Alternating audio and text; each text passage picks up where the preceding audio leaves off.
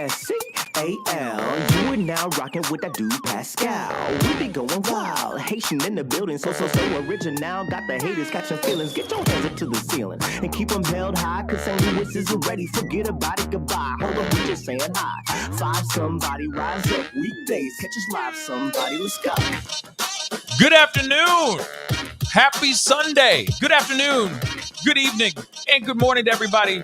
Welcome to the Pascal Show. Hope you guys are all doing well out there, enjoying your day, making it positive, making it everything you need it to be and more. Because you deserve it. Dag nabbit. And it's Sunday, y'all. We out here working hard out here in these streets on a doggone Sunday. Okay? Some of y'all already finished with your day. Like our guest, it's already evening time for her. Okay, she probably ready to go and get a cocktail, kick up her feet, and watch whatever show she's watching over there on that side of the pond. Okay, but we got a lot to talk about today, guys, and I'm very excited about it because of our guest. This is somebody who's been on the show a couple times before in the past. She has been blowing the F up. Let me just say that again, blowing the F up, and rightfully so. She deserves all that's coming to her right now, all the success, because she is a very, very, she's a very talented individual, okay? Like I said, if I can give people flowers while they're here, I'm going to give them their flowers. It's deserved. And her channel has been exploding. I mean, it's past like 100-something. She's in the 100 teens. Okay, she ain't even in the hundreds no more. She's in the 100 teens. Okay, the aughts. I don't even know what to call it, but you know what I'm saying. She's out here killing it, covering the Kohberger Idaho 4 case. She's been out here covering so many other cases as well. But the one thing that's really been catapulting her channel to great heights is this Idaho 4. So we are going to be talking with somebody very special, covering this particular case, Bryan Kohberger and all that stuff. And we got some more information. We got something that just dropped. Thanks to Gisela for giving us this information too, which we're going to be breaking live on the show with you guys as a family. So without further ado, let me just get into it, okay? So please, before we get into everything and before I bring her on, all right, give me as much love as you possibly can, all right? Please hit that like button down below. I already see a bunch of y'all starting to file in, so F it. Let's just get to 1K because I'm greedy, okay? And because I deserve it. And she deserves it too, okay? And if you haven't done it yet, hit that subscribe button. Again, hit that subscribe button, all right? It'd be great to have you a part of the Pascal Show. I cover everything from pop culture, politics, true crime, controversy, celebrity interviews, you name it, everything on this show. So hit that subscribe button. Anyway, without further ado, like I said, this young woman has been killing it all the way out in the Netherlands, covering this story. She's been blowing up, doing her due diligence. Very, very talented individual. And I knew her when she was when she was not even in the 100,000s. I knew this woman was going to blow up. I knew it. And when she did, I was like, yes, so proud. Yes. Okay. So please give a warm welcome to our good friend, Gisela of the Grizzly True Crime. Hello. Hello. And I appreciate that you know how to say my name. Thank you so much. And thank you for having me. I've had some time to, figure it out. You know what I'm saying? I think I was one of the first to get it right, wasn't I? In the back of the day? You were. You know what I mean? So it's a beautiful thing. It's a beautiful thing. And I see a lot of people very, very excited about you being here. Everyone piling in, all the Grizzlies in here. Shout out to all you Grizzlies. All right. And I know some of you guys are subscribed to this channel too and whatnot. But if you haven't done that yet, please go and subscribe to the Grizzly True Crime channel, because she's double what she does, man. I will say that straight up and down. I'll be real as hell. Okay. So enough of planting these flowers. Thanks for the flowers. I really appreciate it. Hey, it's all good. You know what? It's all good. You know what I mean? I hope one day it is returned. You know what I mean? Yes. Not from you. I'm just saying out there in the, I'll give you flowers. You put the positive energy out there. You hope that positive energy comes back. You know what I mean? In full force. So first off, Gisela, why don't you tell everybody? I mean, obviously, a lot of people already know who the hell you are, but why don't you let everybody know a little bit more about you and your channel real quick before we start this party? All right, all right. So my name is Gisela K, and I have a funny accent for most of you watching because I'm from South Africa. I live in the Netherlands, and my channel is called Grizzly True Crime. So if you see in the chat now, all the little bear emojis, those are all the grizzlies. Thank you, all grizzlies, for being here. And yeah, we like to do deep dives, map times, snarky time where appropriate, and bullet points, really. So, and we've been deep diving this Idaho case for a while now, and it's every layer is just very, very interesting. So, Indeed. yes. Indeed. And yes, obviously there has been so many new pieces of information that have just been popping off every 5 seconds with this story. We do have something here that I'm going to be sharing with you guys in just a second. Even myself, I'm still trying to figure what the F this is, to be really honest. But Gisela's the one who sent it to me. Shout out to the docket, right? Yeah, the docket sent it to me. Yeah. Sending it to you as well. I'm still trying to understand. I'm sorry, I'm looking at something here and it's like so redacted. So we got to look at this stuff. We are going to look at this here very shortly. But again, guys, go to her channel. I will be showing her channel here in a little bit as well. Please go over there and subscribe. Hit that subscribe button if you haven't done that. Okay, subscribe. Okay. First off, though, I got a couple super chats. Let me get those real quick because I see a bunch of love. Wow. P.S. Wow. Thank you. Thank you so much for the 200 super. What? Thank you. We could clap. Working hard on that Sunday. Very nice. Horde. Okay. Support generous and positive content creators in the true crime community. Oh, thank you so much. I appreciate that. Thank you. I don't know if I'm really like in the true crime community. You're kind of in it. Yeah, you're in it. In the outskirts, you know what I mean? I'm in the nosebleed seats watching it from afar. Gisela's like true crime community. You know what I mean? She will be the OG. Trust me. She will be the OG. Watch. Don't believe me. Just watch. Okay. One more. Angela McDermott, thank you so much for the 5. Love Gisela Grizzly here. Okay. Yes, I do too. It's nice to finally have her back again. One more. And then I'm going to have to put these on. Well, 2 more, actually. I lied. Karen, thank you so much for the £2. We love you, G. Yeah. Thank you. We love her. Okay. Got a lot of love for her. Petty, thank you so much for the €10. Great collab. Grizzly love. Yeah. You know what? You need to have something like bear hugs or something. Literally. You need to think about that. Bear. Yeah. Also, guys, for those of y'all who are members over here, I have these new emojis that you can use now. I just upgraded those things. Have like 5 separate emojis for members only, so you guys can use those now. Have fun with those, etc. Because we got quite the conversation coming up here, and it's starting right about now. So there's some new information, something that I just recently broke, according to the docket. So let me show this to you guys really quick, and to Gisela, of course, because she's the one who sent this to me, and I do appreciate her sending this to me. So it says from the docket about 43 minutes ago, it says email between BK and the chief of police at Pullman early last year. I hope I redacted it correctly. I hopefully you did.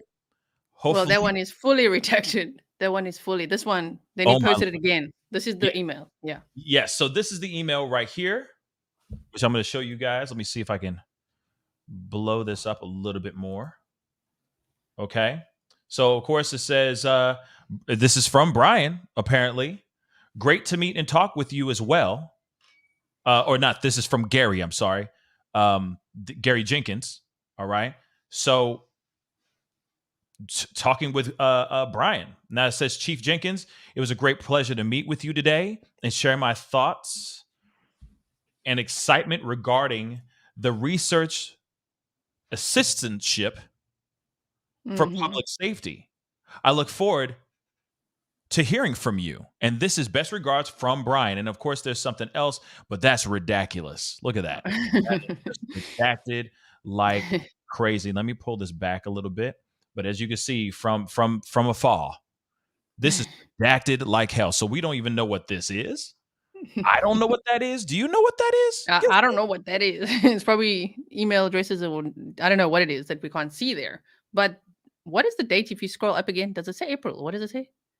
April 12th Yeah, of damn. So he was 2022. applying for that internship, but this says April 12th, which I wonder then if he got it because the police have never said if he got that position or not. That is true, which is Mhm. very interesting though too, if you really think about it. Because he was trying to he was trying to infiltrate, right? He was trying to Oh, yeah. get it all up in nice and cozy with law enforcement with that research assistantship. I mean, that clearly shows to me that he was trying to work closely and have have a watchful eye over law Yeah. enforcement and how they do things and what they do, right? And of course, Mhm. still this is innocent till proven guilty, but it is very interesting to see how this Yeah. email, hold on, this Right? email here Thoughts and shows you excitement. his excitement, Mm. his thoughts and excitement regarding the research assistantship for public safety. So it does make you wonder, what was he planning, right? Mhm. Oh, And then, man. and then Gisela, do we know if he started working? Like, We don't know. They won't reveal that. This is why this email is interesting because, like, oh damn, he's showing excitement regarding the research assistantship, which means also he applied a lot earlier than we thought. Because from the PCA, the probable cause affidavit, I think it talked about August, from what I remember, from mhm. him applying to the Pullman PD, to do an internship there, and they've never said did he get it or did he not get it. They won't confirm that. But this email sort of makes us think maybe he got it. Maybe he got it, and that's why he was sort of in that area as well. Yeah, Yeah, because it and that's kind of weird, y'all, right? I mean, to me, interesting. if they're sitting there going, nope, nope, we're not gonna say nothing. Sorry, mum's the word. And then suddenly this email comes out. This shows to me that at least there was dialogue. At least Yes. there was a conversation. Maybe he got the hookup. Maybe he didn't. Yeah. But then again, it's like if he was really in there, wouldn't we already know? Wouldn't we have had heard from 50 basically saying, yeah, he was working in there and he was doing this, that, and the third. Why would they even remotely try to hide something like that from the I don't general know. public? Maybe that would be so shocking. He was a known person then in the community. Obviously, as a criminal, like criminal. Now it's a criminal, allegedly. Obviously, as a PhD student for criminal justice, so he would be applying for these types of things. I think it's part of his program too. It's just the question of everyone wondering, did he actually get it or not? Did he actually get to infiltrate those systems or not? Did he get to have access to those like CSI labs or not? That's the question. Yeah, Oh yeah. oh man, if he did, woo! But that wouldn't mean a damn thing. Let's not forget Yeah. that. It wouldn't mean a damn. If you really think about it, regardless if he worked with them or not, he still made some very dumb mistakes. And him working alongside police and say or working in some sort of research assistantship type of Mhm. dealing did not change the trajectory of him being being thrown behind bars. So Right. to me, it's like this is a nothing burger, maybe, in my personal Could opinion. be. Could be. I think it's just always interesting when you see, no, he's not necessarily a serial killer, but you see oftentimes there's been cases where serial killers are working with police or are fans of police or wanted to be a police officer. That's always interesting. So just for the psychological profile itself, it could be of interest later. We'll pin it in our minds for later. Yeah. Somebody said Dexter. This Yeah, does scream Dexter.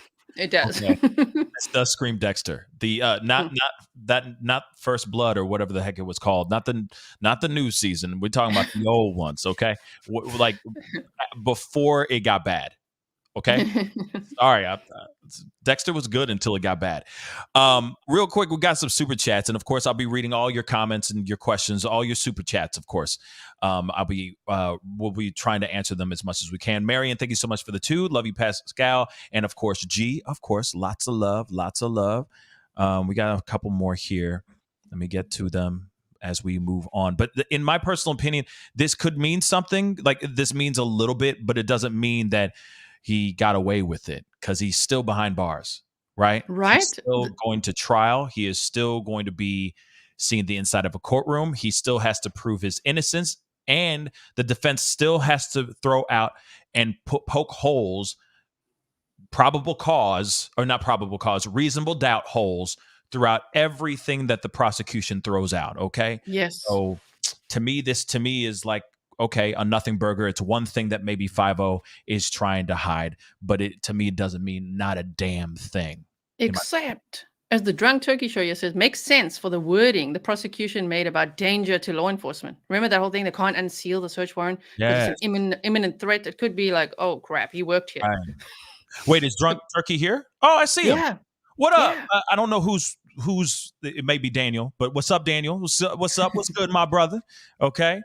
He's also another good channel. Covering the case as well. Like I said, we all should be collaborating. Let me hold up. Let me just say this really quick. No. Seriously, like we all should be, scratching each other's backs. Giving each other full body shiatsu in this world of collaborators and stuff. This is how we all grow. This is how we get better. This is how we create conversation. We need to be more like this instead of being so spread apart. Okay. All I'm saying is bear hugs all around. You know what I'm saying? Captain Planet this ish, y'all. That's all I'm saying. Okay. With our powers combined, we can do some really great things. Okay. Yeah. Together, not separated. Okay. I'm done. Off the soapbox. Rachel Greenlee, thank you so much for the 10. Thank you both. 2 very smart cookies. Covering this case. Thank you so much. And thank you, she said. R.I.P. Beautiful angels. Yep, I totally 110% agree. I'm going to do one more so we can move on to the next topic.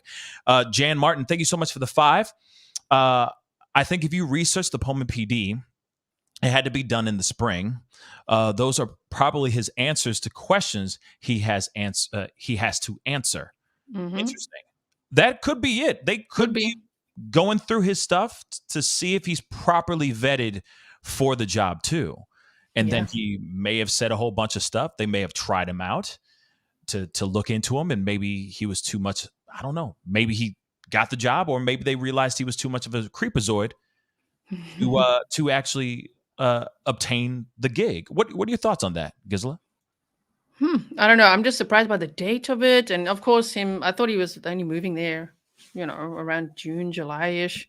So I don't really know what to think of it. I just did want to say I don't want to miss this because I also pinned things in my mind, right? That the Drunk Turkey Show also said, because he's innocent or proven guilty, it's really up to the prosecution to prove that he's guilty, because there's already kind of holes they can poke in, right? They do have to prove the defense reasonable doubt, but I think it's going to be a little bit harder for the prosecution, right, to prove that he's guilty. Absolutely. Prosecution is going to have a hard time. I don't know. See, I've been on the fence about this whole thing because there are parts of me that are like, oh, this is going to be a cakewalk for prosecution. But then I keep looking back at things and I'm going, well, it could be a cakewalk for defense too. It's just really how you lace up your shoes in the morning. It's really how your perspective. So it's how prosecution is going to approach this particular trial, what their arguments are, what narrative they're trying to build. I know that they're in the middle of still building that narrative. And as more information comes out here, I don't know. There's still very big, I say Swiss cheese holes in the narrative for the prosecution that defense can literally go in there and go, reasonable doubt there. Where does it actually show that he's actually in the room at the scene of the crime, the moment that all this went down? Yeah. And that's going to be the hard part for prosecution. They need smoking gun evidence, in my personal opinion, not just only a sheath with some DNA, because, defense could fight that and still throw in reasonable doubt. But what do you think on that? Like, do you? They might know more, because the probable cause affidavit is, of course, just the basics to get him arrested. So they might actually, and the prosecution will, of course, keep that. They might have way more that we don't know, and that will be very interesting to see unfold. But if they don't, I also feel like, if that's all they know, which I highly doubt, yeah, it's going to be difficult on both sides. It's going to be a very interesting trial. Yes, it's going to be. This won't be a cakewalk. I don't think this is going to be very No. interesting. And like I feel like it's going to be another one of those kind of like an OJ type situation where Yeah. there's going to be people who believe one thing, and then there's one side of the world is going to believe one thing, and another side of the world is going to think another thing. And it's going to be about the sheath. If they don't have the actual weapon, it all goes down to the weapon and if they actually have it or not. If they don't, Yeah. how are they going to prove that he was there during this time? Now, there's a lot that we need to look into. There is something I wanted to pull up. I just need to Super find sticker. It's funny. Oh, there's a super sticker. We got it's compliment hour now. Oh, I see it, and it's so far behind. Hold on, and I'll get to it. I promise. We will get to it. But let us get into. Hold on. Sorry. Hold on. I'm actually trying to pull this.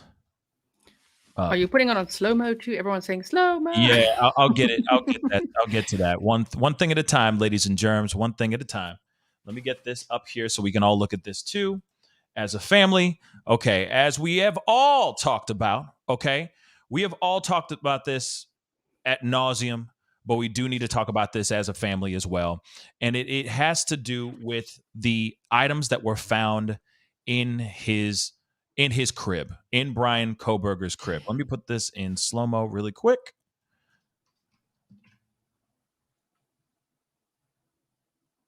Blammo. Slow-moed, everybody. Now,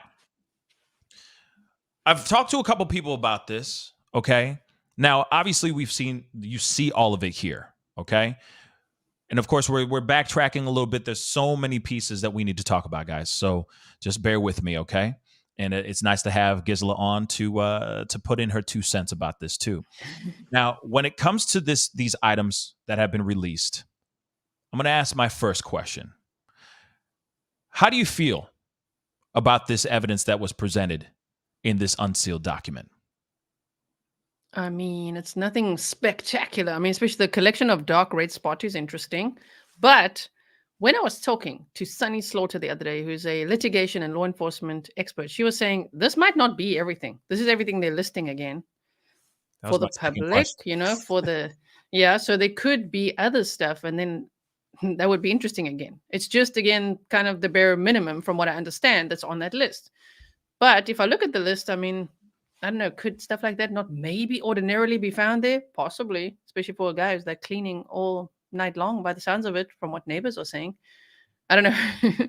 But, and also to then try to prove if there is a dog hair or something, that to prove it with DNA, that's Murphy's. If it is, damn, that's going to be very interesting. But I just think that list is a little longer than what we're seeing there. So you think, because that's exactly the next question I was going to ask you. And by the way, great job with that interview with Slaughter. And guys, go check it out, of course, too. Duh. Because that's the one thing I'm wondering. Is this list redacted? Now, I know that they redact things all the time, but why? And I'm going to show you guys the list again. But why, Gisela, do you think they would redact this list? Maybe just so that the prosecution can keep all their strongest cards in their pocket, But that doesn't make any sense. I'm sorry. Go ahead. I'm sorry. I don't know. I'm also just guessing. I'm just like, maybe that's what it is. If they don't put everything on here, maybe they're like, if the defense is going to, poke holes and things, they'll be like, haha, but look what we have. Right. It's a hair from Murphy that was proven to be, the thing that also, Eureka. When they list the weapons there like that, when it's like knives, sheaths, a dagger, a sword. Imagine if he, for example, used a sword, but then there's this knife sheath for a K-bar knife and they're not at all related. Maybe you could see, based on the injuries, he used a sword. For example, I'm speculating, guys. Speculation warning. So if he used a sword, but then there's this K-bar knife sheath, how are they going to prove then that he murdered them? Because he wouldn't have then with the K-bar knife, if you know what I mean. if he is in any way some kind of criminal mastermind, which I'm still always on the fence. Is he a dumbass or is he a genius? I don't know. Something in No, he's between. a dumbass because he got caught. Right. Okay? Let's keep that 100. Let's keep that a buck. Okay, guys. All right. But sure, he may be in his mind thinking that he's like, I keep saying So like clever. some diabolical dude does this, you know what I mean, in the background, just rocking back and forth, just entertain, laughing, because he's so entertained by his own evil. But okay, them holding out certain pieces of information in this list to me doesn't make any sense. Why? Because why would they try to not have everything warts and all exposed to show like this is what we got, defense? Like we got the weapon, we got this, that, and the third, we got a animal hair strand that's Murphy's that was found in his home, like just showing all proof. Like there's no way. You're shrinking the possibility of reasonable doubt smaller and smaller. You're making those Swiss cheese holes disappear, right? So why would they suddenly just cut out the most important stuff, right? Smoking gun evidence, because they want to be nice? That just doesn't make sense to me. It's like And it's if he's the one. I don't think it's to be nice. I think it'll be like, okay, he's going to have a fair trial. He's going to trial. So what you got, defense? Because this is basically what we got. So they have to do a lot of hard work, to fight the prosecution. But the thing is, that's also if everything's not on the list. Maybe it is all. Maybe that's all they found. I was just surprised they didn't find shoes and clothing they were looking for and a mask and my thoughts. What kind of shoes did they find in there? My thoughts exactly, because this doesn't make, to me, it doesn't make sense for them to have all this. Again, let me show it to you guys again, because I know y'all all seen it, okay? Because you guys are watching this show, so you all know what's going down. But you're seeing all this, and you're telling me that they're not going to sit there and go, just randomly, and the knife. You know what I mean? Like, things like, black glove, Walmart receipt. Knife, Marshall's receipts, you know what I mean? Like, just to throw it out there. Why hold that back? Because then defense knows that they screwed, right? Yeah. So to me, I don't know. It's interesting. It's weird. Okay, to me it's very, very weird. Okay, let me get some of these super chats here. Patricia, thank you so much for the 5. She said Steve called police cowards and said things need to change. Search warrant sealed to protect police and others. Yeah. Interesting thought. Because obviously Stephen came back and said, no, they're great. He did come back and go, wait, never mind. Let me retract. Let me recant what I said earlier. What I really meant was police are great. And I understand where he was coming from, because that comes from a man that's very frustrated and angry and feels like they're not doing anything when they clearly were doing a whole lot. There was a lot to be done, right? And the whole world was watching, or is watching, right? Yeah. So when it comes to that, this is a sad, it's a strange situation. Them doing the search warrant and doing that to hold back and hide things or protect, maybe what Gisela, what you said earlier, could be absolutely right. From the fact that he was trying to apply for this job, or to apply for this assistantship. It seems like an internship in a way.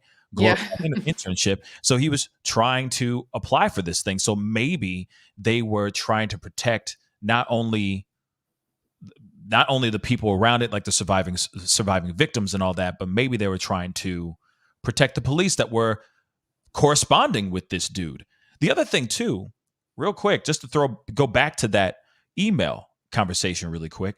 There could have been, like you said earlier, I'm surprised he didn't leave, or that, because I thought he moved over there in July, so on and so forth.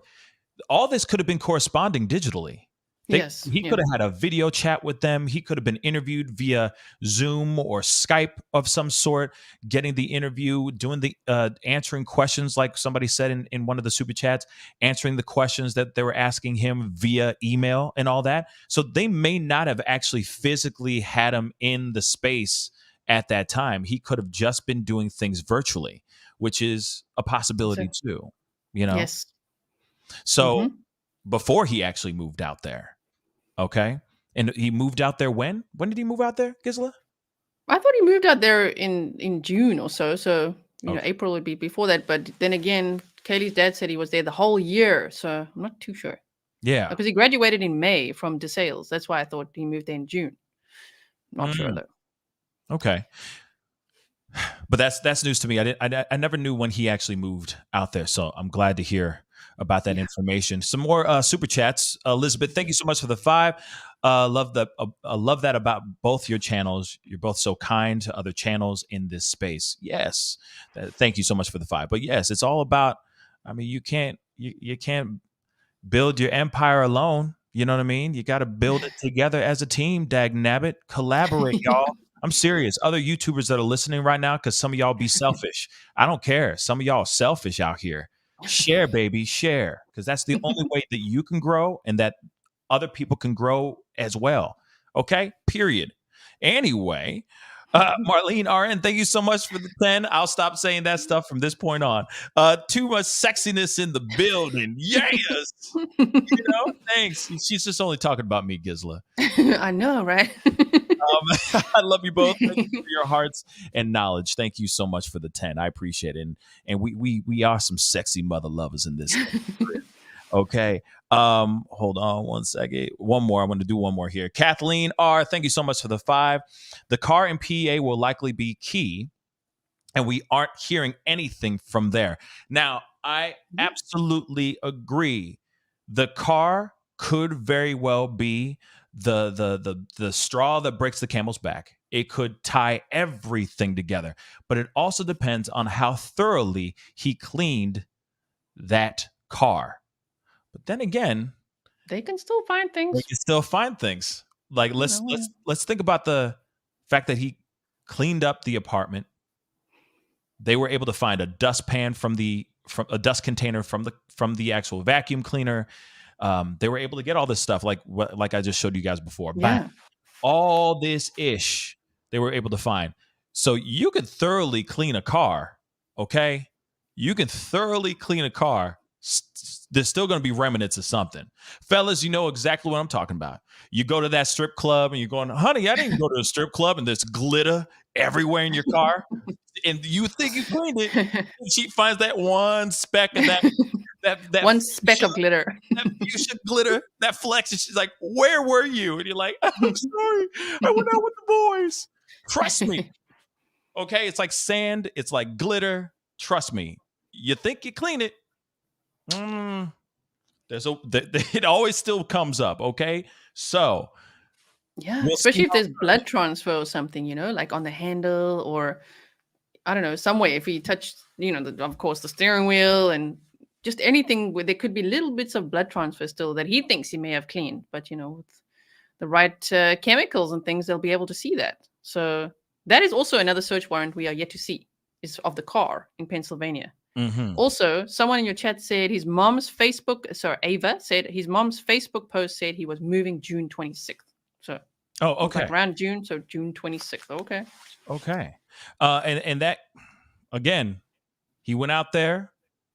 Wow, that was fast. Or short. You see what I'm saying? Because I keep thinking, like, I don't know why, but I always keep thinking, like, okay, he was there for a while, like maybe a year, right? Or 2, something like that. Studying, getting his doctorate and all that. And then he made the move. I didn't realize that the time of him moving out there and this tragedy were so close. And then he already went there 12 times, and they looked at the records from June until right. It's actually from August 21st, wasn't it? Wait, the 12 times he was there was between August 21st and November 13th. Yeah, it was around August 21st, or at least that's when they were asking for his records, from August 21st on to November 14th if I'm Yeah. correct. Yes, So the day yes. after the tragedy. So yeah, I mean they were trying to, they're definitely trying to pin this on him. Okay. One more super chat. Hold on. Because they come, and I appreciate the support, guys. Really, really, really. Like I said, without you, we'd both be talking to a wall right now. Here's another one. Misty Fisher, thank you so much for the 5. I personally believe that there must be the victim's red in possible hairs from dog/victims, fabric pieces, and other evidence in the getaway car. I really hope that is the case, but we haven't heard anything about what they found inside that car yet. Which, by the way, Oh. maybe you know this. Have you thought about that? They haven't said anything about what they found inside the car. Do we know if they're going to be coming out with that information, like unsealed those documents? They might not, because I think it's the FBI that's got the car there in Pennsylvania, and they don't talk much. No, they So don't. I don't know if we're going to get it. But like, if we'll only maybe see it at the trial or after the trial, I don't know. But Right. that's going to be interesting, like what was in the car. Never mind what's in the house, because I didn't know that when they busted through those doors, kicked down the door, grabbed him, that they actually would have also had the search warrant for the house. This is what I was asking Sunny Slaughter there. Would they actually search? And she said, yeah, there's a search warrant for the house. So, because I'm like, what if the weapon's in his parents' house? But the search warrant it's an arrest warrant and a search warrant. So they must have, imagine his room there, or what he had there at his house in Pennsylvania. So the Pennsylvania stuff, we actually really know nothing about. Right. And yeah, we need to talk about some other things too. But we're going to talk about that. I'm glad you mentioned the stuff, like the car, the Pennsylvania stuff. Let's talk about this really quick, okay? Let's chop it up about this. Okay. I don't have the article, and I don't want to sit here and search for 5 minutes trying to find it. But let's talk about the when he went and discarded bags of stuff after he cleaned out his car in a neighbor's trash can. Now, what are your thoughts on that? Do you think that is a red flag, or do you think he just their trash can was just I mean, it's just totally normal to put surgical gloves on and Totally take out your normal. parents' trash in the middle of the night. Oh, absolutely. Absolutely. And did you know that buying $450 worth of cleaning supplies with cold hard cash and wearing a surgical mask and gloves is totally normal at a Home Depot? Normal. Yeah, that's totally normal. You know what I mean? That's the other Brian, though. Yeah, I know. That's Brian the Turd. I like. In case anyone, there's other Brians. Yeah, that's mini Brian. Sorry, I went off roading on that one, really, but you get what I'm trying to say. But that is very odd, especially for the family. I mean, is that what he normally does? Does he normally take trash out in the middle of the night, or did they not know where they're all asleep? Or is they like, oh yeah, that's what he does. He cleans a lot in the middle of the night, or like the neighbors said in Washington. So he took the trash out for us in the middle of the night. But wearing surgical gloves is apparently what he was wearing. So weird. To me, it doesn't make any sense for someone like this to suddenly... I'm sorry. You got to remember also, he was walking around, going to other places like the grocery store and stuff, wearing gloves as well, because he clearly was not trying to get caught, everybody. He clearly, let me say that again, he clearly was not trying to get caught. It wasn't like he was sitting there trying to discard his porn magazines. These wasn't like nudie magazines that he had to discard, and he was like, "Ooh, I'm worried about my parents catching me." He's a grown ass man. So there's no, to me, it's like, I understand people are going, "Oh, well, people do that all the time." There's some people who say that, but I'm sorry, you got somebody who's cleaning out their car with surgical gloves, takes the remnants or whatever he had gathered from the car and threw it away in his neighbor's trash, and 5-0 was watching him the entire time. To me, that's a full red flag, an admission of guilt. I don't care how OCD you are. I was going to say, he could explain it away with his OCD, but like, I don't know, man. That's just weird. Like, a trash can's a trash can. You know what I'm saying? Those neighbors must be like, what? You see what I'm saying? They're like, why? It to me, that just doesn't make sense. So that ain't flying with me, y'all. It just ain't. Okay, I'm still looking at this and going, him guilty. Okay. Guilty. Patty S., thank you so much for becoming a member.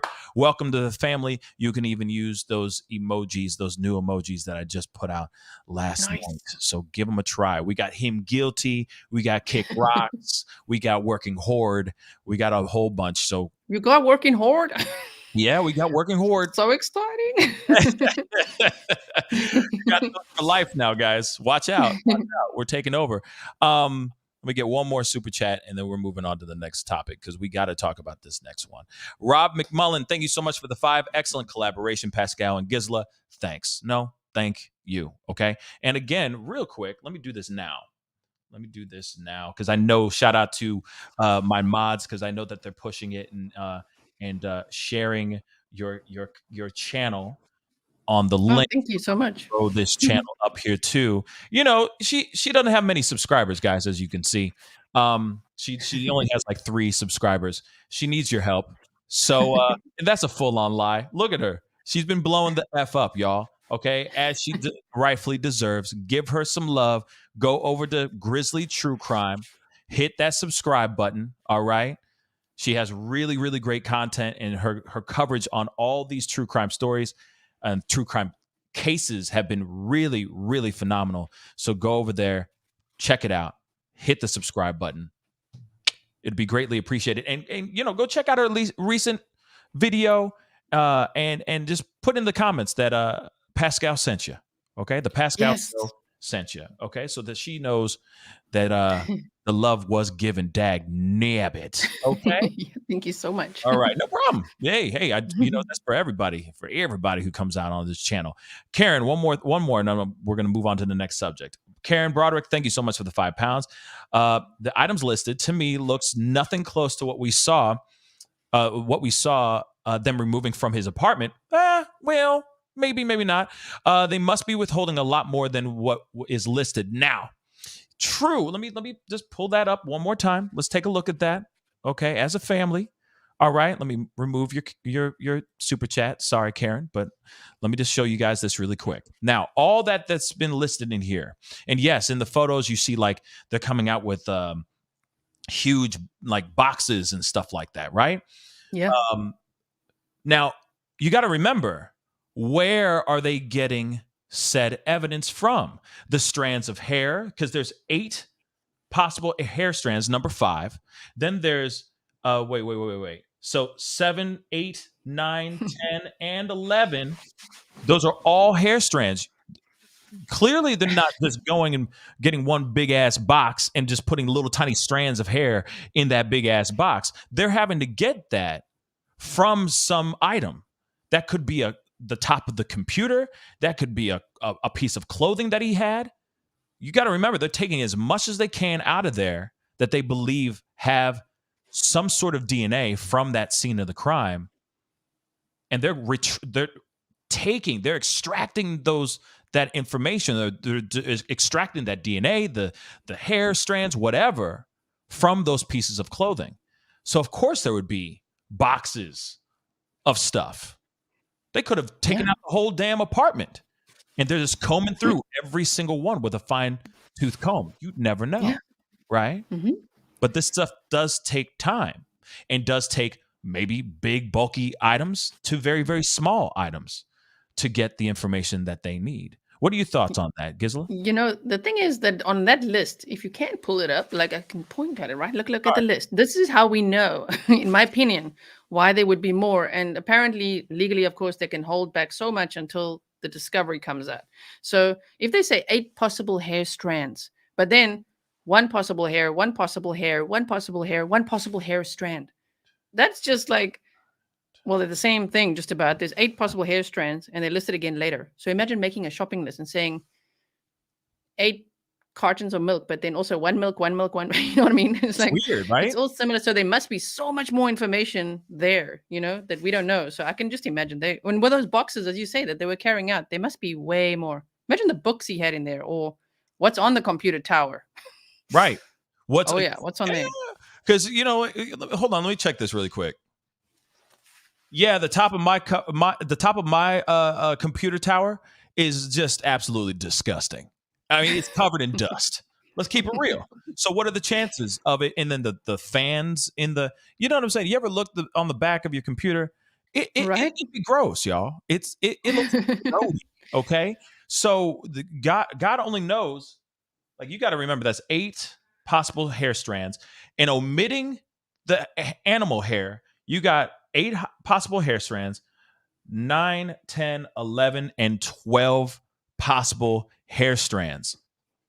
12, omitting the animal hair. Okay, 12. I'm sure they didn't find it in just one spot. They could have found it in a couch. They could have found it in the pillowcases. They could have found it in his drain or any of his drains, right? Yes. Like, you got to kind of put those things into consideration for So sure. these would likely be other people. It's not his hair strands. I think the reason they listed like this is because it's the possibility of it being other people's hair strands. Never mind that. Where's the pillowcase? From 2 cuttings from an uncased pillow. Oh damn. Unless he just rides dirty like that, like he just Yeah. sleeps with no, he sleeps with no pillowcases, or he got rid of those Yeah. cases. Yeah. So I'm sure there's a lot more we're gonna learn. One day we'll be like, damn, you see how much we're gonna look back and say, you see how much they left out. Yeah, it's pretty insane to me, though. But that's the thing, and you're probably right with the whole thing of they're just not putting out everything because they don't want defense to try to figure things out or try to find more loopholes. They may be withholding things, but like as Sonny Slaughter said, as you mentioned earlier, they could be holding information. This is a redacted document. It doesn't say everything as of yet, but I guess we're gonna have to wait till June when they actually pull everything out. This is where it gets frustrating, right? Because we're all sitting here waiting. We all want to know the truth right now. We all want to crack the case, right? It's probably not going to be June, just to break it to everyone. They probably, you know how it goes with these. Look at the Lori Vella trial; it's still not happening. You know, it's just delay after delay. So we might have to wait till next June. Yeah, and that's frustrating too, y'all. Man, that burns my cookies too, y'all. Right. That's not fun. That ain't no fun. Okay, but you never know. They might go, we need to push it till fall.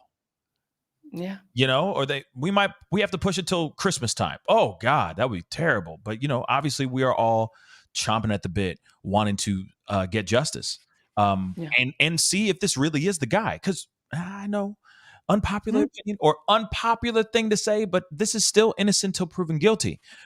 Again, I still think him guilty. I think him guilty as hell, but you never know. So one other piece that I need to show, which I want to pull up here, because this has been a very interesting one too. This has been a very interesting one too. I want to hear your thoughts and your opinions on this, and I figured this would be kind of fun to play with you. Okay, so hi. You know that hello. Yeah, hello. So you know that there has been some issues as of recently regarding around the People magazine and the Mad Greek. Now, I'll show you guys the title. Okay, so this is from a reporter, independent, I guess, freelance reporter for People magazine. He recently wrote this article and another one before this, but we're not going to get into that one. He came out with this article saying that Bryan Kohberger, BK, as I like to call him, visited the restaurant, the Mad Greek, 2 separate times, where obviously the 2 victims worked, weeks before this tragedy. Okay. So obviously in this whole thing, I don't know if you covered this on your show or not. Yeah. But obviously they say that he was, he a former employee, at the Mad Greek restaurant in Moscow, Idaho, said he came in at least twice to grab vegan pizza. 2 of the victims, Madison Mogan and Xana Kernodle, were servers at the restaurant. According to this former employee, they were saying it's, of course they're saying it's unclear if either of the women ever waited on Kohberger or if they even interacted But People, the magazine that I'm talking about here, confirms Mhm. that a now deleted account appeared to belong to Bryan Kohberger, once followed Madison, Kaylee, and Xana as Mhm. on social media as well. Now this former employee goes off to say like, oh, he was very specific and very particular about his about how he wanted his food to be made. He didn't want any of his veggies or any of his food to touch any meat products, so on and so forth. And so now we have that information. Now that went like crazy. Even I covered it. I'm sure you did too. But then after that, sorry, there's more. After that, uh, oh shoot. But then after that, the They're Mad Greek, backpedaled. the owner, yes, came out and had to say some things, basically saying this is not true. And this guy or this reporter is just seeking his 5 minutes of fame, saying that none of his employees or none of their employees have spoken out in regards to Bryan Kohberger or the Idaho 4 tragedy. To stop calling, stop harassing them, stop going to their private residence, because they are not going to speak at all. So the reason why I bring this up is because there has been quite a debate online whether or not this be real or not.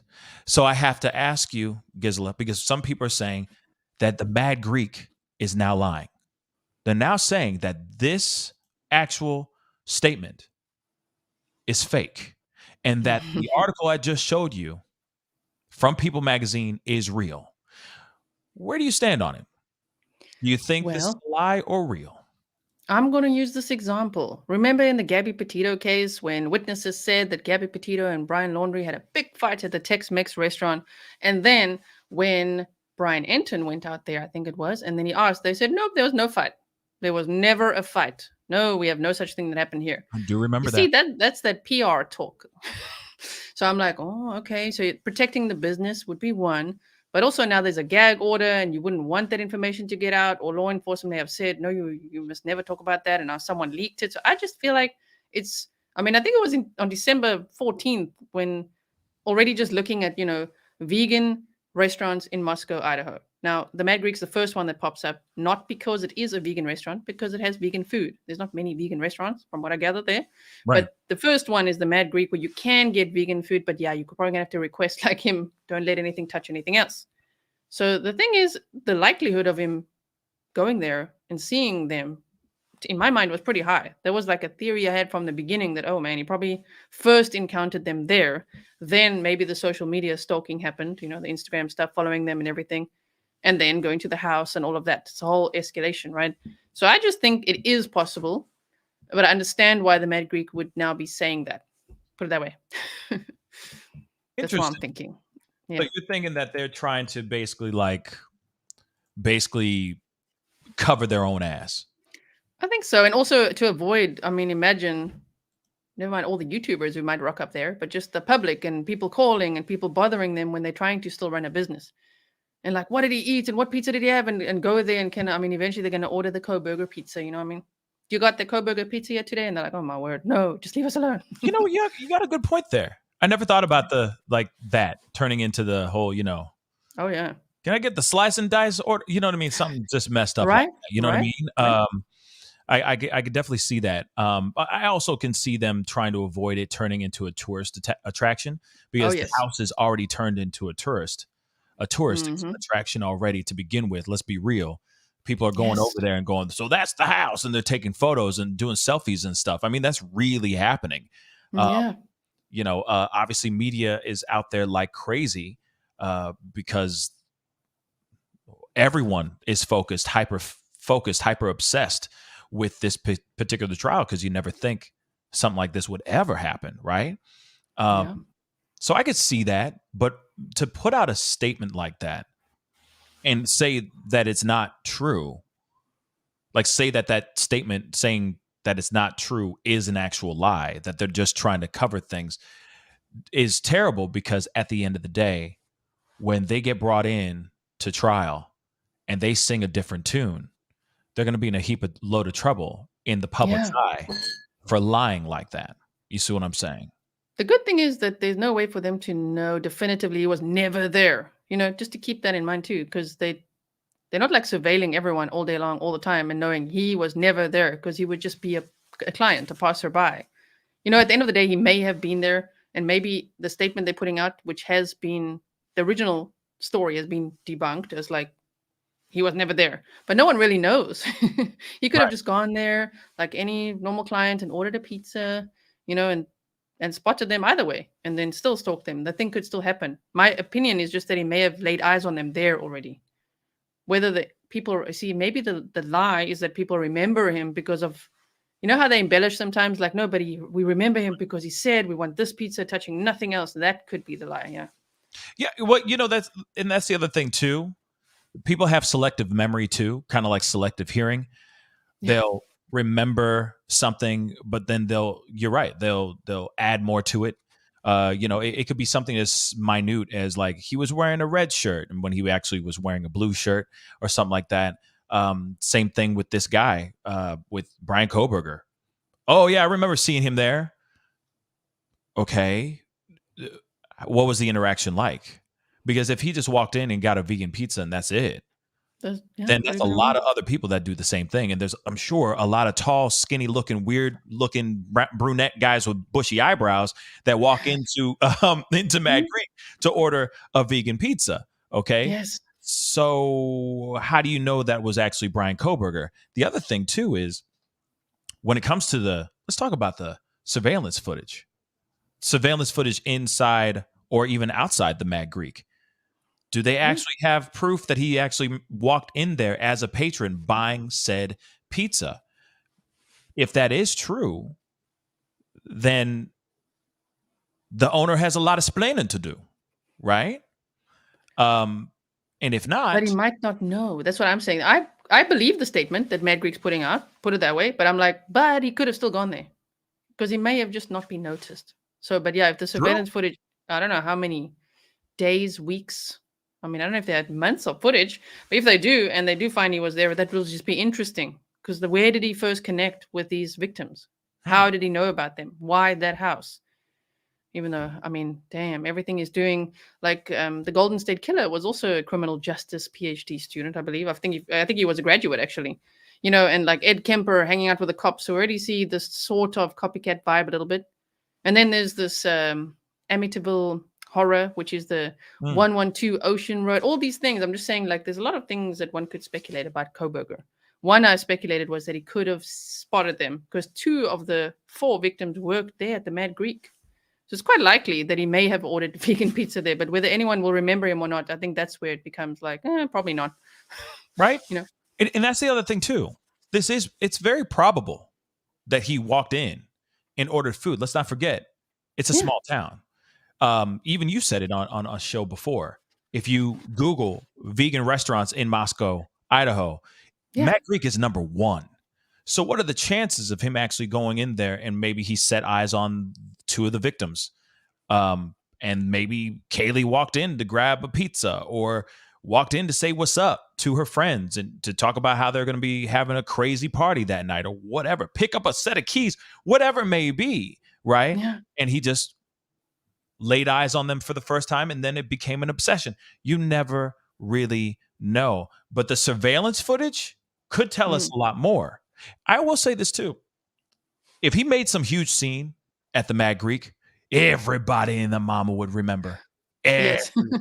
If he lost his mind about like, my vegan pizza just a salami, then yes, everybody in their mama would be like, I remember that mother lover. He was right there. They would remember that, right? But it sounds like he just walked in, got his food, and he left, if that's the case, right? And he could have gone to the corner club, the food truck. We don't know. He could have. It's a small town. He could have gone all over the place there. It most definitely is a very, very, very, very small town. Okay, which is now can play for defense and can play against the defense as well. You know what I mean? Yeah. But got to get into the next piece. Becky G, thank you so much for the 5. Mhm. I'm waiting for the trial and more autopsy info. I don't know if we're ever going to get any autopsy info than what we got. Family might even hold that back. Families might hold that back too. There might be DNA on one of his on one of his on one of the victims. That's very true. So much they hold back. It's a poker game. Absolutely. I'm now starting to realize that it could very well be that. Thanks to Gisela throwing in her 2 cents about that. That's insane, though, to me. Okay. That's absolutely insane. Doc, what's up, Doc? Thank you so much for the 10. Great team. Love your collaboration. Love you both. Thank you so much. KC Cat, thank you so much for the 5. I want to know what they got on the PA search warrant. That's what I'd like to know, too. And we haven't gotten any access to that yet, correct? Nope. Okay. FBI's got that. I think it's like the Pennsylvania part. Very interesting. Not much information there. Yeah. Very interesting indeed. Okay. Now that we've talked about that, about the Mad Greek stuff, we got to talk about DM. Okay. And I'm not talking about direct messages. I'm not saying, sliding into someone's DMs. I'm talking about Dylan. Okay. We have got to talk about Dylan. I've been wanting to ask, I've been wanting to get your opinion on this for a while now. So I'm really happy that you're here. Because I know that you have been studying and following this so closely, to almost like in a finite way. Okay, so now we already know. Obviously, the probable cause affidavit came out. There was a lot of information that had come out about a lot of things. Not only just cell phone data, not only just how he toured around, and there was 12. He was lurking and following them 12 separate times, so on and so forth, for a while. But there is information here about Dylan and the 3 times that she went to her door to find out what was going on, what was the ruckus, right? And then, of course, there was the moment that we all have been talking about, some of us to nauseum, about how this all-black clothed man with a mask, all she saw was bushy eyebrows, walk right by her and run out the sliding glass door. She closes the door, locks the door behind her, and she stays in that room till she calls 911 at around 11:58 a.m., close to damn near noon. The crime happened at 4 a.m., around 4 a.m., let's just say that. 4:20, let's just say, okay? This is when all the crime was done with. She did not call for 6+, 8+ hours. Why do you think Dylan waited so long to call 911? The thing is that we just don't know, because again, on the PCA, we just don't know all the information. They're giving us just the basics. So there could be so much more to it. But based on what we know, it is a valid question. However, I want to give her the benefit of the doubt, as much as I know many people don't, because depending on what she saw and heard and things like that, you just don't know how she would respond to something like that. What is it and what's happening, and was she really scared? Did he talk to her? Did he threaten her? Did he say, if you tell anyone, I'm coming back to kill you? You just don't know what was actually. There's so much more that there could be to that. But if they say frozen shock phase and then locked herself in the room, I mean, she could have. You do also get dissociation, as you get fight or flight, freeze, fawn, dissociate. I mean, if she has dissociated in the past, or we don't know what kind of trauma she's coming into the situation with. So I'm just talking even trauma. Never mind if there's, I don't know how you censor this on your channel, like rugs. If there's rugs, if she's on something, we just don't know. If she thinks, man, am I hallucinating or what? Yeah. Like, I'm going to bed. But they did say frozen shock phase. So that's interesting. And we also don't know who else was in the house, because they didn't say the people who were in the house were only the victims and those 2. We don't know who else was in the house at the time. So I'm like, what they don't say is more interesting in a way than what they do say. Them I don't know. Hard facts. Them are hard facts. But Okay. So But we've been hearing. Okay, I gotta. We gotta talk about these things. These are the tough ones because yeah, 'cause I know how passionate people are about this.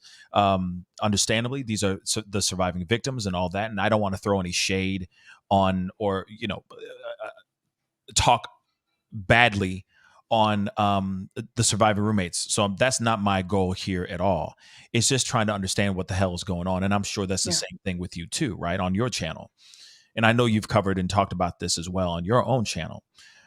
But when it comes to this, we're now hearing other stories. Now we're hearing other interviews, other people who have been coming out. There's a woman named Kim, let's just say that in air quotations, that had interviews not only on Drunk Turkey Show, but also she did an interview with Chronicles of Olivia. And bad news, guys, unfortunately, we're going to have to reschedule the interview with Chronicles of Olivia to another time. Unfortunately, she won't be able to make it for tomorrow's show. But just so you guys know, it's very unfortunate because I was really looking forward to having her on. But now I'm gonna get hit with those questions. right, It's me. now No, you're it's me. getting all the questions because you're the source. Right? But my question though, because she did come out talking about like Trap House and all this stuff, right? And she did say something along the lines of the kids calling out other kids at around 10 o'clock, 10 o'clock or something like that, before they actually called 911. So what do you think? Why do you think they would call friends to report to this horrific crime before they even call 911, which they're the first responders. They're supposed to be there to save the day. Your college student friends are not the ones that know how to mend wounds or help somebody who's, aid to somebody's need. So why do you think that one, do you believe the phone call, that information? And why do you think they called friends before 911? Okay, so Yeah, I think the it's a most big question. responsible thing I could say is we don't know. I don't know. I don't know what all happened there. And I hope at some point that we can make more sense of it because it is a little bit like, it's interesting. But do I believe the information? I'm very cautious with it because it kind of reminds me of when I was a swimmer and all like the swimmer moms like talk about it like amongst each other and be like, and this one did that, and this one, and then the story just grows, especially Right. hearing things from like college kids. You're hearing stories and then you kind of weaving it together and like, oh my word, this is what happened. So I'm not saying that there's no reason for her to lie or anything or look for attention. I'm just like, like I don't know until I see the facts. I just don't know. So it could Right. be it sounds like the stories we've heard a little bit before though, right? Of Yeah. like, what if it was a known trap house? What if they were cleaning out the stuff first? What if they were desensitized because of all the noise complaints? So they're like, we're not going to call the cops again. The first instinct is not for them to call the cops because of all those noise complaints that already happened and the cops were out there. So Right. I don't know. I just don't know what their line of thinking was or what happened Yeah. there or how many others were in the house, why the front door was open. So until I actually know what happened there, I rather don't say too much because I just don't know. I mean, I feel like it's gossip. I feel like it's with all due respect, I can't think of any better term. So I don't mean to. I'm not trying to downplay that phone call or any phone calls. It is thought provoking for sure, but I Yeah. do feel like it's school mom gossip. I That's hate that's to say that. that's what I'm saying with the swimming mom analogy. It feels Yeah, like, oh, school mom gossip. Yeah, yeah. that's what it sounds like. No disrespect to Kim and people who are on her side or believe her and all that. Don't come for me. I don't want no smoke. Okay, but all I'm saying is that it is interesting that information is coming out right now. I understand, and I even said it when Drunk Turkey Show was on. I was like, what are the chances of it just being like kids talking, a mom maybe overhearing that, or maybe it's it was a very popular, notoriously known party house. I'm sure there's plenty of people that were jealous of the location, the fact that they had all the greatest parties.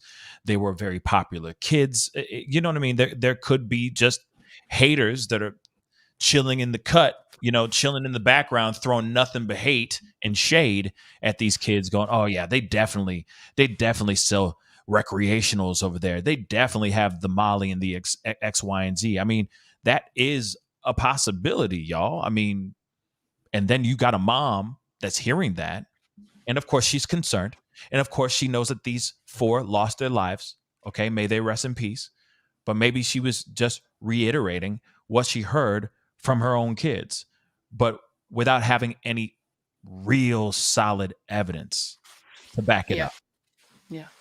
I mean, from college kids too. Sometimes they could exaggerate a little, or they could just share their own thoughts, and it maybe sounds quite factual. Right. Like, this is what we heard, and this is what happened. I mean, imagine just the college, the campus rumors. And though for a fact those rumors are flying. Oh, this is a notoriously known party house, generational party house. It gets passed down, and it's still the same house that has the parties. So I'm sure they had to keep up with the Kardashians type of thing, keep up with the Joneses, doing these parties and all this stuff. For a fact they're going to have the party right before the big homecoming game. For a fact that they're going to have a big, huge party before the holidays. For a fact this is the spot every year where you go and get effed up, right? And there could be people who just have shade, just want to throw shade towards that location. So to me, I look at that phone call and I take it with a grain of salt, because low sodium diet here. Low sodium, because you just don't know if it's absolutely 110% true. If this was actually from a student and the student could show us actual facts, this would be a different thing. But I feel like this is a concerned mother that has a daughter or a child that's close to the 4 that lost their lives, and it just sounds like a concerned parent that doesn't have everything to back up what she's saying. Like I said, no disrespect at all, but that's just kind of what I think. I don't think the house was a trap house at all. And there's other party houses. I know it's like you're saying notorious party houses, but if any of this happened in any other campus or surrounding off-campus house, don't you think that would also be like the party house? They're all party houses. They're all partying horde. They're partying horde. Okay? Yeah. They're partying horde out here in these streets. Okay, they're college students. What else is new? A lot of these kids are finally getting away from the grips and the guise of their parents. They're finally free. Right? Like Amistad, okay? Give us a free. They're finally free out here. So they're expressing and spreading their wings and, getting drunk and having premarital sex. That's what college is all about. That's just all of what it is. Freedom, right? Yeah. So what are it's typical BS. And I feel like they would say, I feel like that would have been the first thing that would have been reported if this would have been the first thing reported if it was the trap house. Okay. So I had to ask you that, because that one has been burning in my soul for a minute. I wanted to Can I make one more comment? And then you got lots of super stickers. So like with DM, right? Everybody assumes that when she's in she sees this man clad in black, and she's like in a frozen shock phase, and then locks herself in a room. So they assume, whoa, she saw the killer, and then but she didn't think that's a killer. I'm gonna lock myself in the room. She might just be like, who the hell is that creepy man, and lock herself in a room. You know what I mean? I can go to sleep. It doesn't have to be, oh, look at him. He just killed 4 people. So what I'm going to do is wait 7 hours. I think she's just like, who the hell is this guy? Like, weird noises going on. I'm going to go to my room. I did play that thought out of my mind too. Yeah. Where it could have just been, she might have been on something really good. It is a weekend night. She is kicking it. She is doing whatever she's doing. God knows whatever else kind of recreationals could have been in her system at that time. It could have just been whiskey, or it could have been something even harder that she's coming down from, and then all of a sudden sees this guy and it's like, what? And close the door, and it's like, oh, there's probably some weird guy, getting his stuff from, maybe he left it behind or something like that. That could be it too. Even a hazing thing. What if she thought, oh my word, the frat boys are at it again. They're hazing, whatever they're doing, it's a prank, So I'm just going to close my door so that I don't want to be involved in this. You don't know if it's that either, right? Yeah. No, I mean, the possibilities of this thing obviously are endless. And it could very well have been. Let me, before we go into super chat mode, Let me just say this though. Never underestimate the power of a really bad high. I'm just gonna say that right now. Like, you smoke a little bit and you're already on a paranoid tip, and then all of a sudden you see somebody out there and you're blown, you're stoned. Okay, you're blown, okay, to bits. And you open up the door and you see this dude walk right by you, and you're going, what? And you don't know nothing because it's dark, it's pitch black. Maybe the sun is starting to peak. I don't know. Because I don't know how the sun comes out around that time during the time of these unalivings. But at the same time, you can't see nothing. You just see a shadowy figure, walk right by you, go out the door. You freak out and you're high. Yeah. Like you put those things into your cranium real quick. For a fact, the paranoia is running wild. You're slamming the door shut. You're locking it. God forbid, whatever traumas you may or may have not gone through, may be triggering you at that time as well. Slamming the door and being like, "Oh my God!" I mean, it's and you're high allegedly. Let's just say, possibly, maybe, right. or drunk. Yeah, Man, I'm just saying. Like, never. We don't know if she discovered like bodies, and why did she not call? We don't know that because the rumor initially was that Ethan's phone alarm was going off and off and off because he was supposed to be working that day, and then that freaked. This was a rumor that freaked out DM, and she's like, "Oh my word, I need to call other people to come over because he's not responding. Something's going on here, and I saw this creepy man and everything. So maybe she's like, something's up. Someone needs to come over. Could be that too. Wow, that could be it. Wow. Yeah. And that's the other thing too. Yeah. Well, let's put that into consideration as well. Not only because everyone's like, oh, there's people out here saying, oh, she was trying to cover up the drugs, trying to cover up the loot, right? Okay. That could very well be a possibility. We can't leave that. We can't take that off the table. That could be on the table as well. But what are the chances of her actually calling everybody in the house and no one's answering? And she's freaking out because she just saw a dude. She doesn't want to get out of the room because she doesn't want to lose her own life or find herself in dire straits. So then she starts calling friends. And she's like, oh my God, there was a guy here. I don't know what to do, blah, blah, blah. I need somebody here. Somebody needs to get in here right now. I don't know what to do. That could happen. That could really. And what if she looked out the window at 9:12 and saw the car? There he is again because he came back.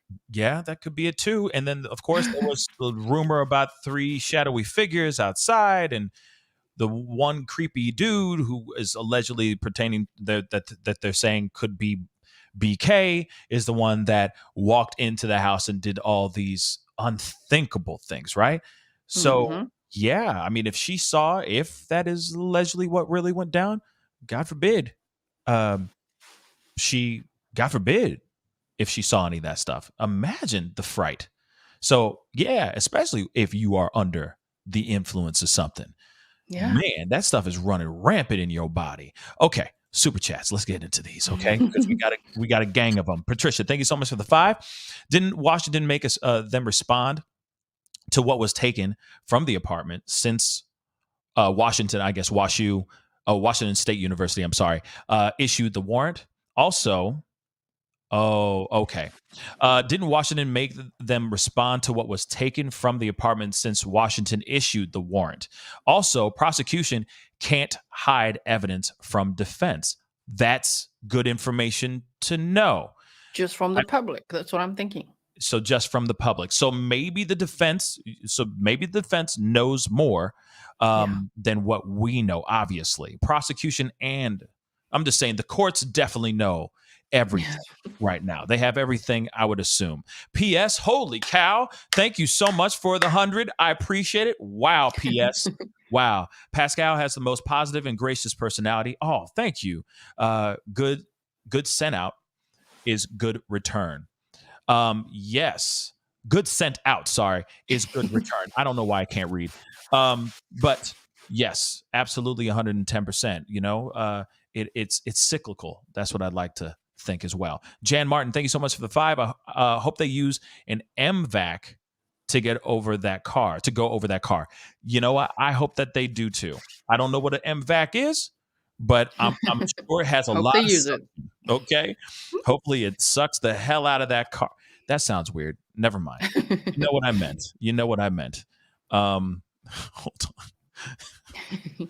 We're gonna try to knock out some of these super chats. And again, guys, please do not forget, of course, shameless plug. Let me just do this really quick. Please, guys, don't forget to hit that like button down below as we go through these super chats. I really do appreciate it. Hit that like button down below. All right. Let's get it past 2K. Wow. Let's get it past 2K really quick for Gisela, because you know for a fact she's holding it down. And don't forget to hit that subscribe button as well over on this channel. Of course, I will be giving her some more shout out to remind you guys to subscribe to her as well here very, very soon. Let me get some more coffee cake. I love that. That makes me so hungry every time I read coffee cake. Thank you so much for the 20. Love you both. So happy to see you both. Thank you so much. Angela McDermott, thank you so much for the 5. I wonder if there is even more DNA at the house. See, that's what I'm thinking too. He had to be sweating while he was doing that. Yes, that's what I'm thinking. Like, sure, but there was a tussle too. You got to remember, like, there was defensive wounds on some of the bodies.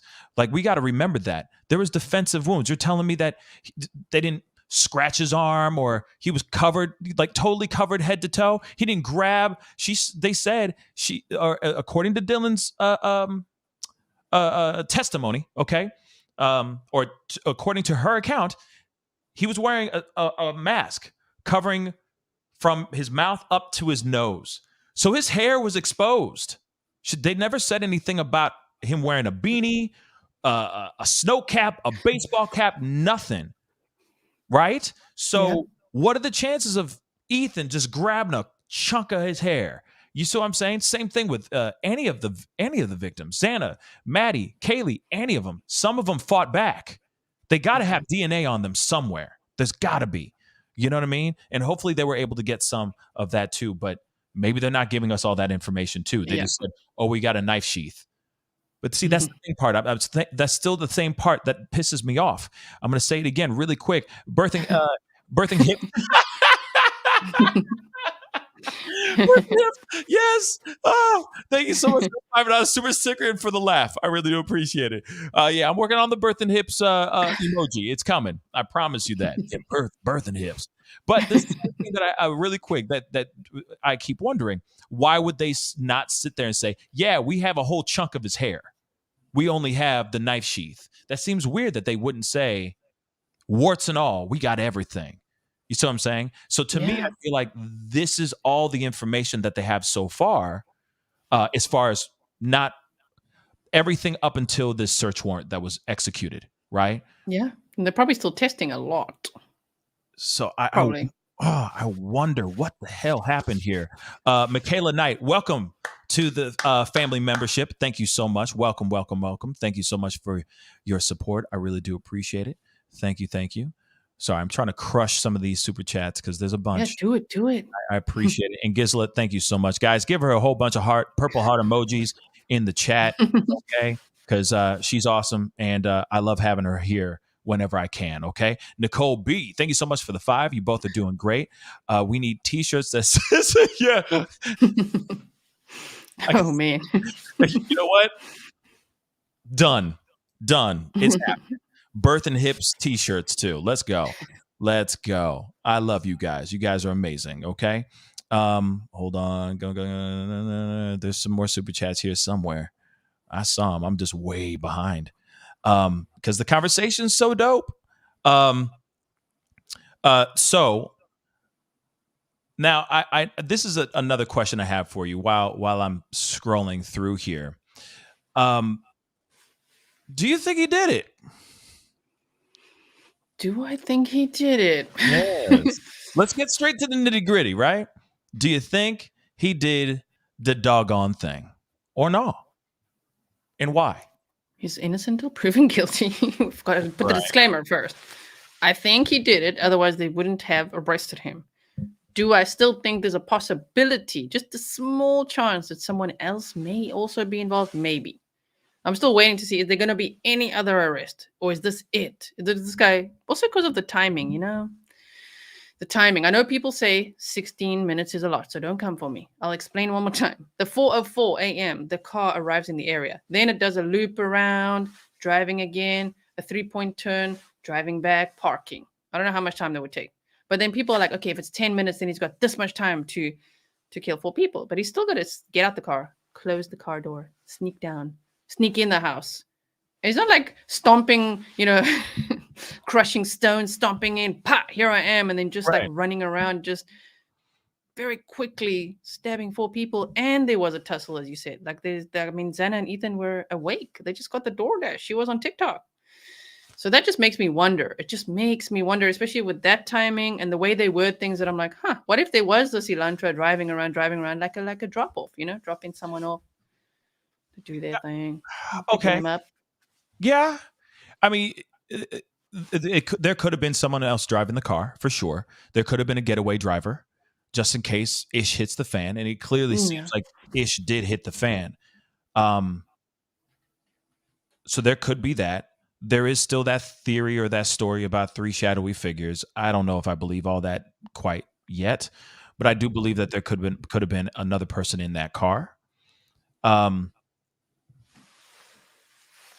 one thing, I don't know.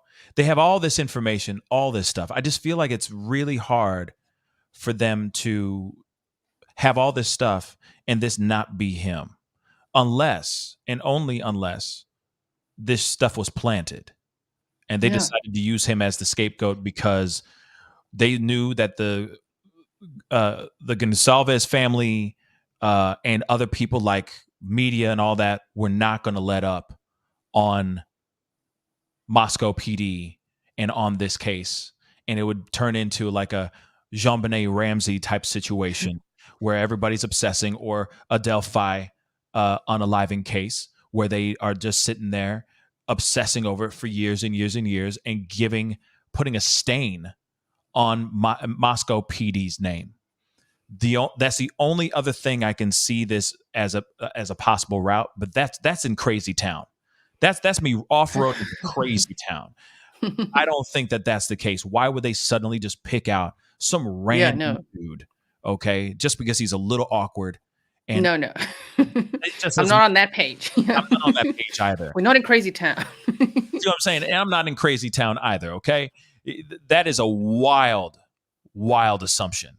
And I know that there's some people out there that are saying that too. Like, he was framed. No, that was his sheath. His fingerprints on it, or his DNA, whatever the hell it is on it. He was there. If he was doing the unalivings, we don't know. He could have just been in there watching as these unalivings went down, but he was there nonetheless. Now, the other question I have for you, since you brought it up, or it sprang up, he said as he got arrested, have you arrested anybody else? Do you think he was actually throwing people off with that? Or do you think he really was asking, did you catch the other dudes that were a part of it as well? What are your thoughts on that? I mean, initially with him studying, all these serial killers and stuff, that's exactly what John Wayne Gacy said when he got arrested. So I thought initially, maybe that's what he did. Maybe he was, pulling a Gacy line. However, the accounts say he was very shocked.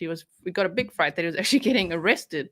And it then makes me wonder that he asked that, well, let's look at the other possibility. If he isn't just pulling a Gacy, if he's like, has anyone else been arrested? That's very interesting then.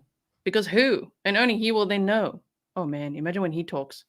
Because only he knows the why then, what is the actual motive and why did you do it and what happened? And I'm pretty sure he's one of those that will talk. And there probably will be books and movies and everything about him, right? Yeah, he definitely, I mean, if he really is that egotistical and up his own ass, he's gonna start squawking soon enough. And it may not be until he's found guilty and he's thrown behind bars and he gets slapped the penalty, the ultimate penalty, okay, where the government finishes his sentence, okay, if you get what I'm saying, a period, all right, to his sentence. Maybe he'll start squawking then, but I don't know if he's going to start. I don't think he's going to start talking until after the trial is completely done and over with, and then he tries to do OJ, like, if I did it, this is what I would have done. You know what I mean? Type of book. So we'll see what happens here for sure. We will see. Tan, thank you so much for the 10 pounds. Have you heard all the stuff Kim is saying about KB? not being alone. Supposedly 2 more people were involved, and some students getting texts informing them 4 hours before 5:00 is really effed up. Yeah, we kind of already talked about that a little bit. But yeah, there is talk about there was other people there, and that's the thing. The information that in the probable affidavit, probable cause affidavit, is only it's detailed, but it's not finite. And I'm sure that there were other people that were in the house that may have been spending the night or may have, been there earlier, so on and so forth. Like I said, they're keeping things from us. Kim Watts, thank you so much for the 5 super sticker. They're definitely keeping things from us. Emmy, thank you for the 5 PA unsealed search warrants after 60 days per state law.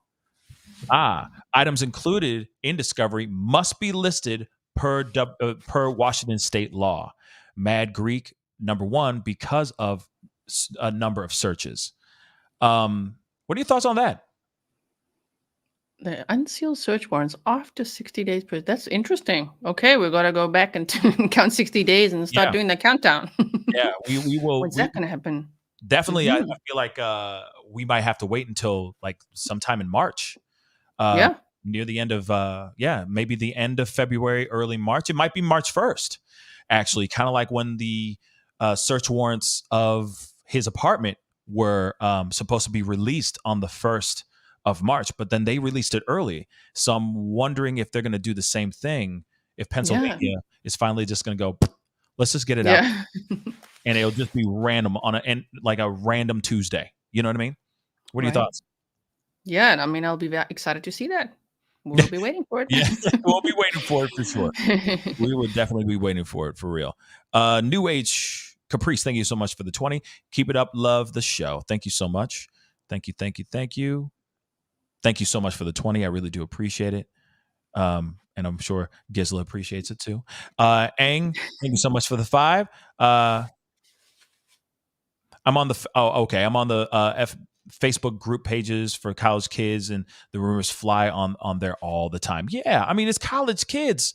Of course, they're gonna sit there and start talking ish. They're gonna talk. They gonna talk. Okay. 5. Thank you so much for the 5. She didn't know he had just unalived her roommates. Yeah, talking about Dylan. I think she had no clue. I really don't think she did knew and then just sat there and said, "Oh, I'm just gonna let him leak out." That's just, I don't know, that's messed up. Patricia, thank you so much for the 2. How can they not hear the dog barking and screams? I'm gonna let you answer that one, Gisela. What are your thoughts on that? Well, DM did say she did hear what she thought was Kaylee playing with the dog in an upstairs bedroom, so maybe she did hear barking. Screams, maybe there were no screams, and I'm not going to be graphic to explain why. That's what I would say with that. Yeah, that's very, very true, and that takes one movement, one simple movement, and you won't hear any screams. Trust and believe. Okay, kick your arse. 31 YT, thank you so much for the 5 pounds. Standoff underway with possible suspect from damn. Wow, thank you. No, sorry for the left turn, LOL. No, thank you so much for letting me know that. I will definitely be covering that a little bit later. That's good to know. Thank you so much. I'm sorry that I didn't get that or see that until just now. Karen Isabel Stewart, welcome to the family. Thank you so much. Thank you. Okay. Kim Watts, the Washington State University video deleted, dangerous for the kids. Washington State University video? That could be the one on Chronicles of Olivia. Oh, I see what you're saying. Because it could be dangerous for the kids. That's the thing. We don't know. So we just got to make sure. I mean, people think, why can't we talk about it? Because do you know that people actually go out there? They actually attack people. They actually make death threats and all that. We don't want that. No. But also I watched her video, and I thought she did it tastefully. She bleeped out all the names. She bleeped out everything that could ever be identifying anyone or anything like that. You know what I mean? So, I mean, real quick, before it's misconstrued, shout out to Chronicles of Olivia. No, she did her job. Her job was to report and ask the questions. She asked those questions. don't blame her for being the messenger, if that makes any sense, or being the platform or the vessel to hear that that phone conversation, or to have that interview. Same thing with Drunk Turkey Show. Yeah. They just brought them on the show to have that perspective heard. Doesn't mean that they sat there and said, hey, I'm putting these words in this person's mouth. No, these were questions. They were answered. Yeah. It's just a different perspective. Whether or not it's true, that's up to you guys. But don't attack the messenger. Don't attack them. They're just trying to get the stories out there. Okay. Glitter Geek. Thank you so much. Steve did an interview to NBC covered by News Nation about the 911 call. They ran out screaming and Dylan passed out. Yes, there's that too. So maybe with that timeline or this piece of information here, maybe that makes sense. What we were talking about before, the possibility of it being a thing where she stayed in her room because she was terrified, understandably, didn't know what to expect outside her room, called some friends because she was terrified. She was scared to get out of that room. I would be too. And then friends came. She finally got out, but saw the horrific situation and passed out. The friend picked up the phone, her phone, called 911 and said, we have a person passed out here. We don't know what's going on inside. Maybe those kids were too scared to go inside. Think about seeing that kind of, the possibility of seeing a horrific scene like that. Do you really want to go in there and see that kind of stuff and have that imprinted in your brain forever and ever and ever? I don't think so. But it would make sense. Yeah. With what we just talked about. Okay. Yes. Oh man. Like I said, I can only imagine what Dylan and Bethany, right? Are going through right now. And that's the other thing too. In the probable cause affidavit, we even talked about this in DMs, in messages. There is no information from Bethany's perspective. Right. And I'm wondering why. And there could be other survivors that we don't know about. Exactly. There could be others that were in the house that are also survivors, but not listed as like living at the house. So we just don't know. Yeah. And then the other thing, we heard they were living on the first floor, the two remaining survivors. And now we in the probable cause affidavit, we find out that she was on the second floor, down the hall, down the way from Xana and Ethan. I mean, the information that's been coming out here has been absolutely insane. Yes. RA, thank you so much for the 5. Trauma, fear, shock. Maybe the two girls were worried the police would haul them off for questioning and they needed support. That could be it too. What are your thoughts on that? Could be that, yeah. Police would haul them off for questioning and they needed support. Could be they could have even needed emotional support. The passing out makes more sense to me, like a situation, but could be. That's scary. I'm sorry. Yeah. You never think that you'd ever be in a kind of situation like that, and then I guess in that situation, it's like, what would you do, right? What would you do in that situation if you were in, in their shoes? Me, I know for a fact, I'm knee-jerk reaction personally. I'm calling 911 instantly. I'm not thinking about it. You know what I mean? But then again, I'm not everyone, But would you call 911 just because you saw a scary man? You know what I mean? Like, again, because she didn't know that he's a killer. She just heard a few things, right? And it's like, oh man, there's this guy with bushy eyebrows, which is interesting. I wonder what kind of lighting was in the house to see the eyebrows. Right. It's like those eyebrows must have been real bushy. They must have been real prominent. Just this, you know what I mean?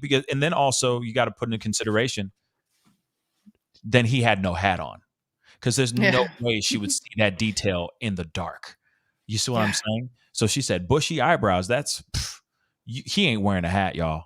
Like, But she'll be a witness at the trial. She'll be talking. So we'll learn more eventually. And maybe then we'll be like, oh, man. a And I'd will, rather play safe than sorry. It'd be like, oh, man, we don't know that. I feel so right? bad now. You know what I mean?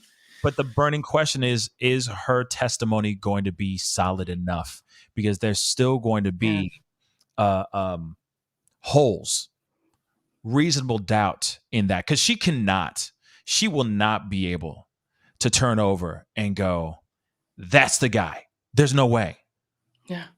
Unless he had like a scar over his eye or something, a characteristic on him, physical characteristic that is undeniable from the rest. There's plenty of dudes with bushy eyebrows.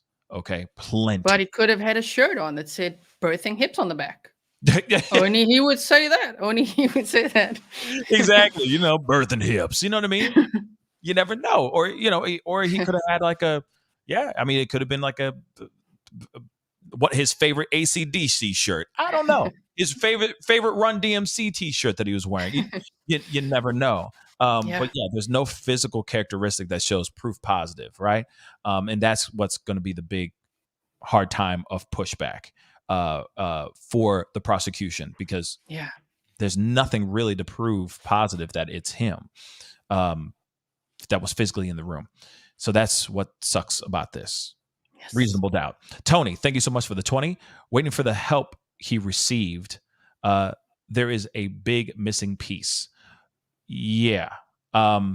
There's definitely a big missing piece, and it's all has to do with the weapon and the clothes that he wore at this crime. But then again, that search warrant is redacted. Maybe they. I just don't. It just sounds so ridiculous that they would not. You're like, tell me everything. Yeah, tell us already. Exactly. Why wouldn't they share that ish, baby? That makes no sense, man. So to me, this doesn't make any sense. To hold that back. Thank you so much for the 20, Carrie. Awesome show, Pascal. Thank you, Gisela. Yes, thank you, Gisela. A great presentation. Do you think BK left the knife sheath intentionally as a possible trademark? Ooh, let me ask you that. I mean, he could have, and maybe, as someone said earlier, he could have had a drop of sweat fall on it, and he didn't calculate for that. But maybe he left it there as like, ooh, I'm just gonna leave this here. Yeah, as like a signature. But then he may have messed it up. Yeah, this is my piece of work. This is my signature to my piece of work. Here you go, knife sheath with the gloves on and all. But then, like, whoops, sweat. Yeah, it is an interesting thing to think about, because why? Because he thinks he's the smartest guy in the room. He said that everywhere he went, right? That's what people in the room said. That he's always trying to prove and say that he's the smartest guy in the room. So right. And and it could be him trying to exact and show off that he can commit the perfect crime. It's a crazy thought. It's definitely a crazy thought. One thing though, this super chat I was waiting to get to, and I wanted to hear your thoughts on this for sure. So, and thank God Luna gave us the super chat, because I would have forgotten to ask this question. What about a connection with Brett? Now, there is the guy who lost his life on the campus of Washington State University the day before BK and his papa decided to jump into the car and drive cross country to Pennsylvania in the alleged getaway car. Okay. What are your thoughts about the connection with Brett? I've done like a very deep dive on that, because it's very interesting to me. So I think it's a 90-minute episode, and then on members only we did like a 2-hour one, because I'm just like on it the whole time, I'm often like, and then this from the day it happened, I'm like, there's some kind of connection here. There's something. At first they released the wrong name. I thought it was that guy, because that guy, the name they released was someone who works at the U of I, in the tech department. I'm like, but then the site was down, so that made sense. But when this name was released and I looked more into it, I'm like, ooh, that's very interesting. I'm going to say it's very interesting, because I would not be able to explain it in like a one-liner now. You're going to have me for another 90 minutes if we go down this rabbit hole. But it is very interesting nonetheless. Both of them, BK, right there. He was a security guard, apparently. And then, of course, Kohberger was also one before. So did he connect with him? Is he trying to frame him? That's my question. Yeah, that could be it too. Trying to frame him or something of that sort. It is very interesting that he just kicked rocks as soon as that happened. The very next day, he hops in a car and he drives off. Maybe he felt confident that all the hoopla and focus would be on that particular person, and he was striking while the iron is hot, while 5-0 is staring down at this Brett individual. That, oh, this is the time that I can leave. While they're looking left, I'm going right. That could have been it too. But yeah, I'm still trying to figure out if there is really any type of connection. You need to watch my video. Yeah. Because I think they left on the 12th, though. I think Bryan and his dad left not on the day, because we did the whole map and they wouldn't have made it to where they were stopped if they had left when it happened. So I think he left before, but it's still interesting that that guy was threatening to kill his roommates and then just wouldn't let up for 7 hours, not able to negotiate with the police, and then they shot him. So yeah, I find that very interesting. Never mind the Elantra they found in Eugene, Oregon. I know they said, people just say it. They said it's not involved, right? Yeah. Now imagine, we don't know. I'm just going to say speculative things. We don't know who, there's a female owner. They say leave her alone. But the car has been impounded and they haven't told us more about it. They say it's part of the ongoing investigation. And that was the right model. So imagine if BK, as in Kohberger, planned the perfect crime and it's like, we're going to be two of us, both with white Elantras. What if one of them still is involved? You just don't know. No, But the most interesting with that guy, the SWAT team guy, is that his family, he's got a lot of family living in Lewiston and in Johnson, Idaho. Now we know the new probable cause affidavit doesn't say Johnson, Idaho anymore. They changed it to Johnson, Washington. But the fact that he's got all this family living there, I was like, and that's where Bryan Kohberger went. It's just interesting. Yeah, it is interesting for sure. Lots to think about. Yeah. There's a weird, there may be no connection here. This could be a coincidence, but aside from the, when it came to Anna Walsh and the house burning and all that stuff, they say that was a coincidence. That's the only coincidence I've ever seen actually be a coincidence. Because I do believe when it comes to crime like this, there's no such thing as a coincidence. So I'm still looking at this with a extremely inquisitive eye, because like I said, we just don't know. We don't know. He may have been the second guy, and then after doing said unalivings, he couldn't hold it in any longer and lost his mind. That could be it too. Or Bryan, like you said, Bryan could be using it to try to pin some things on him, just to frame him. But and did you know? I'm just like, ooh, just the highlights. Did you know that that Kopaka guy was in the same squadron as, I think it's Brett Payne, that responded to the scene at 4 p.m. That's on the probable cause affidavit. Same one in Afghanistan. So there's that's a connection where I'm like, oh, that's interesting. Whoa. We can put our tinfoil hats on and go to Crazy Town on this theory, because there's a lot of dots there that I'm like, it starts getting really wild. Yeah. And then again, he sat there and said, has anybody else been arrested? Exactly, yeah. And this is after dude lost his life too. So that's interesting too. But also, why bring that up on both stops? Randomly bring up the shooting, right? Yeah. Yeah. Anyway, lots to think about. On both stops, you're right. Man, small talk. Small talk. But that's weird. Weird to have that small talk with 5-0 two separate times. Yeah. Right. So that's where I started going, why are they why is Bryan bringing this up? Why are they talking about this? Like, okay, let's look into that more. And I'm like, oh my word. That's a good point. Yeah. That's a good point. Okay. Now you got me about to pull out the tinfoil hat and that's why there's aliens on Mars. I'm gonna look at it. I'm gonna look into it for sure. Patricia, thank you so much for the fire. Problem with missing hour in timeline before and after the crime. Do you think the defense feels good since they upped the court date to April. Okay, I saw you tweet that. Oh, that was my bad. I'm sorry. I deleted the tweet because Okay. it's me reading the scribbly handwriting. To me, it looks like, and remember in South Africa and the UK and Europe, we say day, month, year. And in America, it's the other way around. It's like month. And so, but that little 6 that person squiggled is actually, I thought it's a 4. It's a 6. So it's actually the original date. My bad. I put out an apology too. Oh, okay. So it's still June. It's still June 26th. Okay, so it hasn't changed. Sorry about that. Yeah. No, it's all good. But Patricia, thank you so much. We needed that clarification anyway. You know what I mean? Yeah. Clarice. Oh, hello, Clarice. Clarice Starling. Oh, thank you so much for the 5. I think his shock was because they really thought he covered his tracks, or he really thought that he covered his tracks and wasn't expecting the DNA on the sheath. Yes, I think that too. Yeah. I mean, I think he just didn't know. I think he was just straight up shocked. I think he was just shocked, guys. What? You guys are in my house, my parents' house. Oh my damn. I think he was just shocked that he got caught.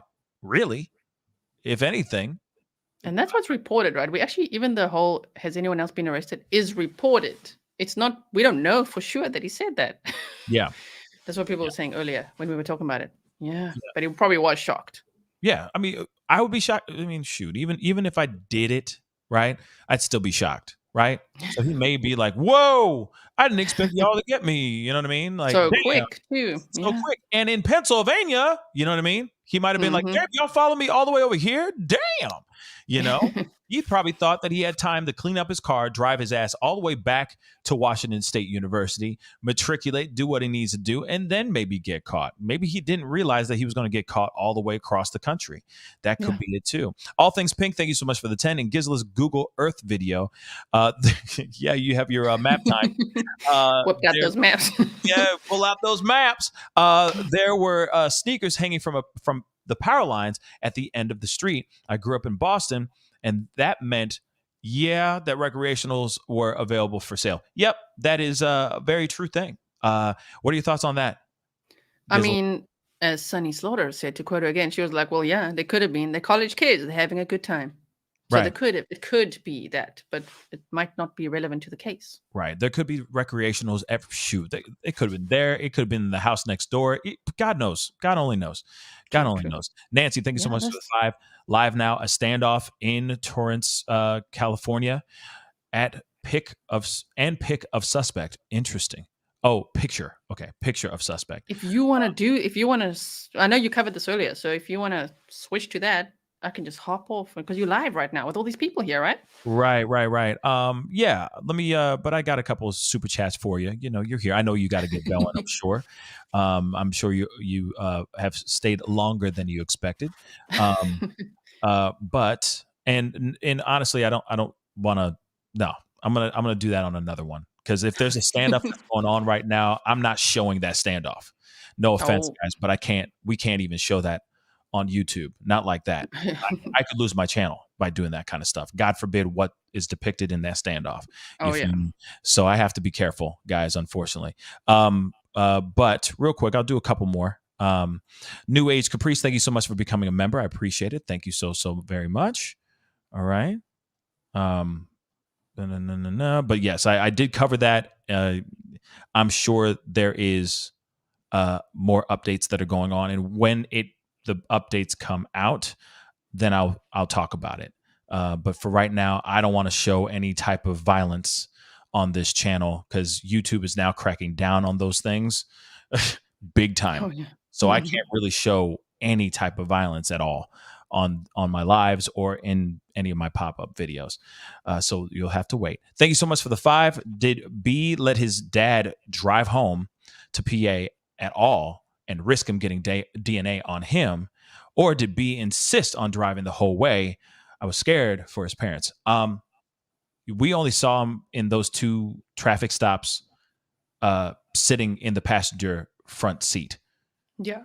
So he might have just been like, I'm driving the entire time. But God knows. God only knows. What do you think, Gisela? Well, when Annie says risk getting DNA on him, they share DNA, but also transfer DNA and things like that. I don't know. Like, I don't know how we get that on him so much later, but you never know. Yeah, I'm curious about this, and now I'm going to do two more questions for you because I know you've overstayed. The time. I've totally overstayed my welcome. Yeah, no. No. I understand that you got to do, and it's what, like 9 Right now it's 9. Yeah, good almost job. 9 o'clock on a Sunday for you. So I'm going to let you, like, go relax and enjoy a cocktail and enjoy being around your loved ones for a time. Okay. Let's see. Okay, so Tony, thank you so much for the 5. There's another involved. The cat was too stupid to have pulled this cat was Yeah, this cat. to have pulled this off without another set of hands. You two rock. Glad to catch y'all live. Yeah, you know what? I do feel like there is somebody else involved. I really do. But that's just speculation land in my neck of the woods, okay? All the way over here in America. How about in the Netherlands? What do you think? What do I think about someone else being involved, or? Yeah, when you say like this guy was too stupid to do this cat. Yeah, this cat. Well, yeah, I agree. Yeah, this cat. I agree with you. Especially for me, the timing, the time that they list there in the probable cause affidavit, that makes me think, damn, you must have had help. Yeah. To me, that's not impossible at all. It's quite highly likely. Yeah. I don't think he did this alone. I know that some people are saying the timeline, being able to do this in under 20 minutes. Let's just be generous with the time.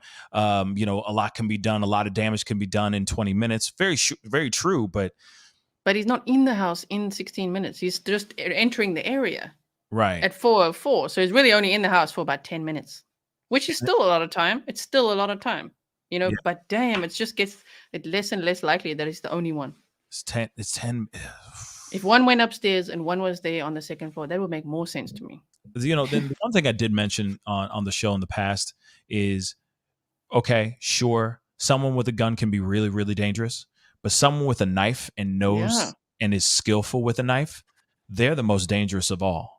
Because one thing, you can always divert, you can always push the gun to the side. The gun can go off. The gun will end up emptying out and just be as worthless. It'll turn into a paperweight, right? You can maybe use it to bludgeon somebody, but other than that, when the gun runs out of bullets, it's done. A knife, it doesn't need to reload. And if you don't know how to protect yourself from a knife, and that person knows how to use that knife properly, it's bad. And you can do some damage quick with a knife. Yeah. So, but you're also remembering 2 different floors, 4 separate lives, 4 separate souls losing their lives in under, you just said 10 minutes? Did I just hear you say 10 minutes? Yeah, because the car enters there at 4:04 and speeds away at 4:20. That's 16. But he's still got to do the loop and the 3.2 and park and get in the house and all of that. Yeah. Man, that's crazy. But remember, a knife, and especially if you know how to do it. Oh, yeah. Yep. Use it. I mean, it can be lethal quick. If you know all the vital places and all that, it's done. But it does seem like he was... The way, if the rumor has it, if the rumor is true with the details of these bodies that were found and how they looked, that's more than just a couple like ding. It's like he spent some time on some people. Yeah. And that takes more than just, I don't know. I mean, I don't know. But that's just, he was working lightning fast speed. If I have to be really honest with that. But Kengi, thank you so much for the 10. This is the last one I'm going to give you. Okay. Gisela, because I know you have things to do and I appreciate your time here. Seriously. If Perp came from X room, from Xana's room, to get to get sliding door. I guess to get to the sliding door, the bright good vibes sign could have light up his face to see his eyebrows. That could be it too. Yes. Yeah. That could very well be it too. Which is a huge possibility. But then again, the speculations and the theories are going to be running wild for Sure. There is one that I have here that I can't pull up because it's way down, but I wanted to end this one on this, or end you being on here on this. And I'm going to keep answering these super chats here in just a second, guys. But this is from Debbie, one of my mods. So thank you, Debbie, for the 10. She said, you two need a thruple now with Ick and Mel. Perfect. Right. Heart emoji. And yeah, great to have Ick and Mel on. I mean, that would be dope to have a full conversation, whole family affair would be dope as hell. Right? We need to make something like that happen for sure. You know what I mean? Yeah.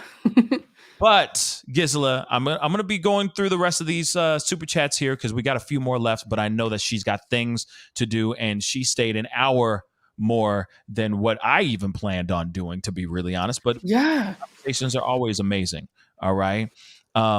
So again, thank you, Gisela, for being on. I really do appreciate it. Thank you so much. Thank you so much for having me. And thank you all the Grizzlies that were here today as well, supporting me. I hope that you are subscribed over here. Thank you very much. And I really enjoyed the conversations. Yes, and don't forget, guys, okay? Do not forget, if you haven't done it yet, you're missing out on a really, really great content creator that's been doing some really amazing coverage on not only the Idaho 4, but on a slew of other cases. There is the Alex Murdaugh case that's coming up here starting tomorrow, if I'm correct. Can you? Yes. And that's one I've been thinking about going into as well. But I'd love to hear your thoughts on that really quick. I mean, I know that you have talked about that as of recently, but where do you stand on it so far? I mean, even that seems like a slam dunk, but damn, he's got a good defense team. Like, oh man, it's going to be an interesting trial for sure. Yeah, is that streaming live? They are streaming it live, but they did say it's court TV. And if you've ever played a court TV clip, you know what happens to us. You get copyright claimed all the way. Yeah, so you're going to have to watch. I don't know if I'm going to be streaming it from there. If anyone else is streaming it, I'll be watching there probably with all the law tubers. Yeah. Yeah. No, good point. Yeah. So be careful out there, guys, if you're going to be trying to restream it and all that stuff. You know what I mean? Because you just never know. But it is going to be a very fascinating one too. That one's thick. That's like a movie script, that thing. That whole case is like... Yeah, it's thick as hell. But again, guys, go subscribe one last time. Go hit that subscription over on Gisela's channel, Grizzly True Crime. Like I said, great content, great coverage. She does the research, y'all. Okay? So definitely go and check it out. And she has some fantastic map times. No lie. Fantastic map times, okay? But Gisela, thank you so much for coming on. I really do appreciate it. And hope to have you back on very soon. All right. Yeah, thank you so much. And we'll chat behind the scenes later. Thank you, everyone. Have a great rest of the show. I'll be in the chat a little bit. Go. I'll talk to you soon. Okay. Bye. All right, guys. So, okay. As you see, I'm going to go through some more of the super chats because we still got a little bit more. But again, guys, she is a really, really great content creator. Fantastic personality. You already know. So go and show some love, okay? She definitely deserves that big time. But Rogue Mama, thank you so much for the 5. It is a good day when two of my favorite YouTubers collaborate. Thank you so much. PTSD for military and law enforcement is no joke. Sadly, I lost a family member to it. I'm so sorry to hear that. Okay, and may your family member rest in peace. And I can only imagine what kind of loss you're going through. But of course, I appreciate you appreciating this channel and appreciating her channel as well. And hopefully, God willing, if everything goes according to plan, we'll be seeing more of Gisela on the channel for sure. Okay. Let's see. Thank you. I gotta know. Thank you so much for the $2 super sticker. Yeah, I gotta know too. I gots to know. Kick your arse. Thank you so much for the £2. They think, okay. And this is the update about the situation that's going on in California right now. They think that he unalived himself in the van. Oh man, that's terrible. Don Clatterman, thank you so much for the arrest question. John Wayne Gacy quote, for sure. Definitely, you're right. But then again, he could be saying something else too. I don't know. He could be saying so much, guys. He could be saying, did you catch anybody else? Or, hey, did you catch anybody else? You know what I mean? The possibilities are endless on this bad boy, y'all. And we will see what happens here. SW 4x4 Explorers, thank you so much for the 5. Floored. Can't believe a first timer could brutally unalive 4 people in 15 minutes. I want all the facts now, as in court case. Great show, PNG. Thank you so much. I really do appreciate that. And yeah, I want more facts too. Okay, I want more facts as well. Nancy Jennings, thank you so much for the 5. Mass tragedy suspect in standoff with police live now. And that was, she did that 5 minutes ago. Yes, I will take a look at that in a little bit for sure. For sure. And of course, when they have more breaking news about that, we will watch it. But guys, as you guys can see, I mean, of course, I'll be looking into that a little bit. Let me see what's going on here. Let me see. I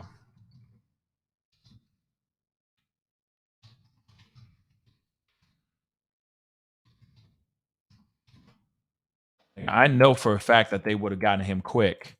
Let's keep that 100. But for right now, it looks like they're still in a standoff right now.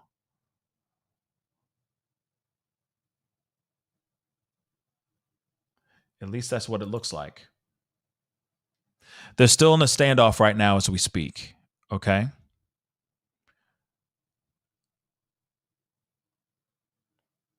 Still in a standoff. Now, obviously, when more information does come out, I will be on here live. I'll try to hop on live to chop it up with you guys about that information, because obviously they are still doing something.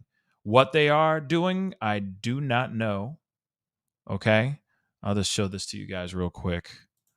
As you can see, there's a standoff, and I don't know what they're doing right now. So clearly the van is being kind of blocked by 2 cars, by 2 law enforcement vehicles.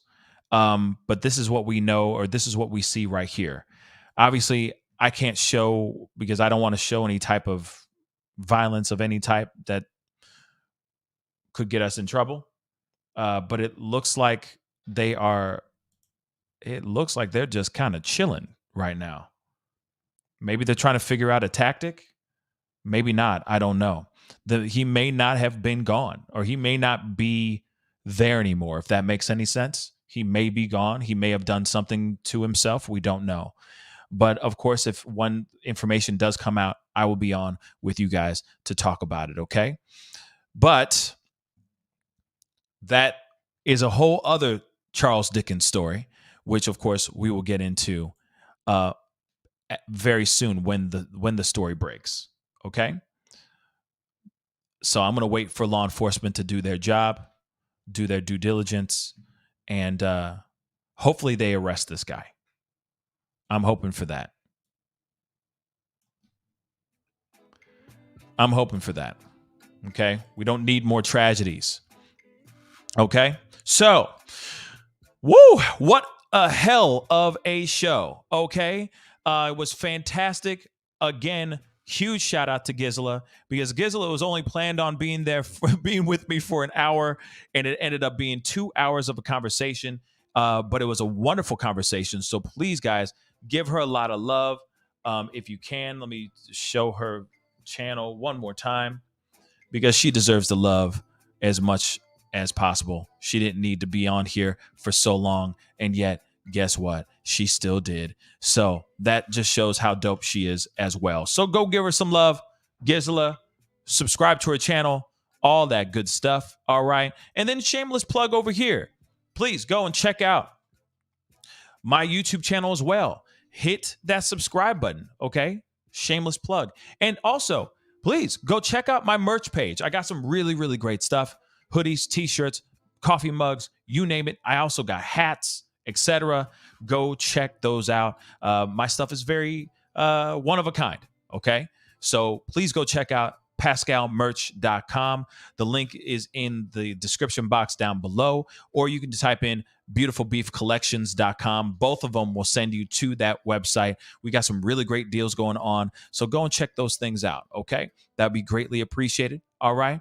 So, again, I appreciate all y'all for being here. It's been one hell of a conversation. Shout out to Gisela from Grizzly True Crime. And also, let's not forget all you Grizzlies out there that were holding it down, being a part of the conversation, and crossing over and being with us and having the great conversation here.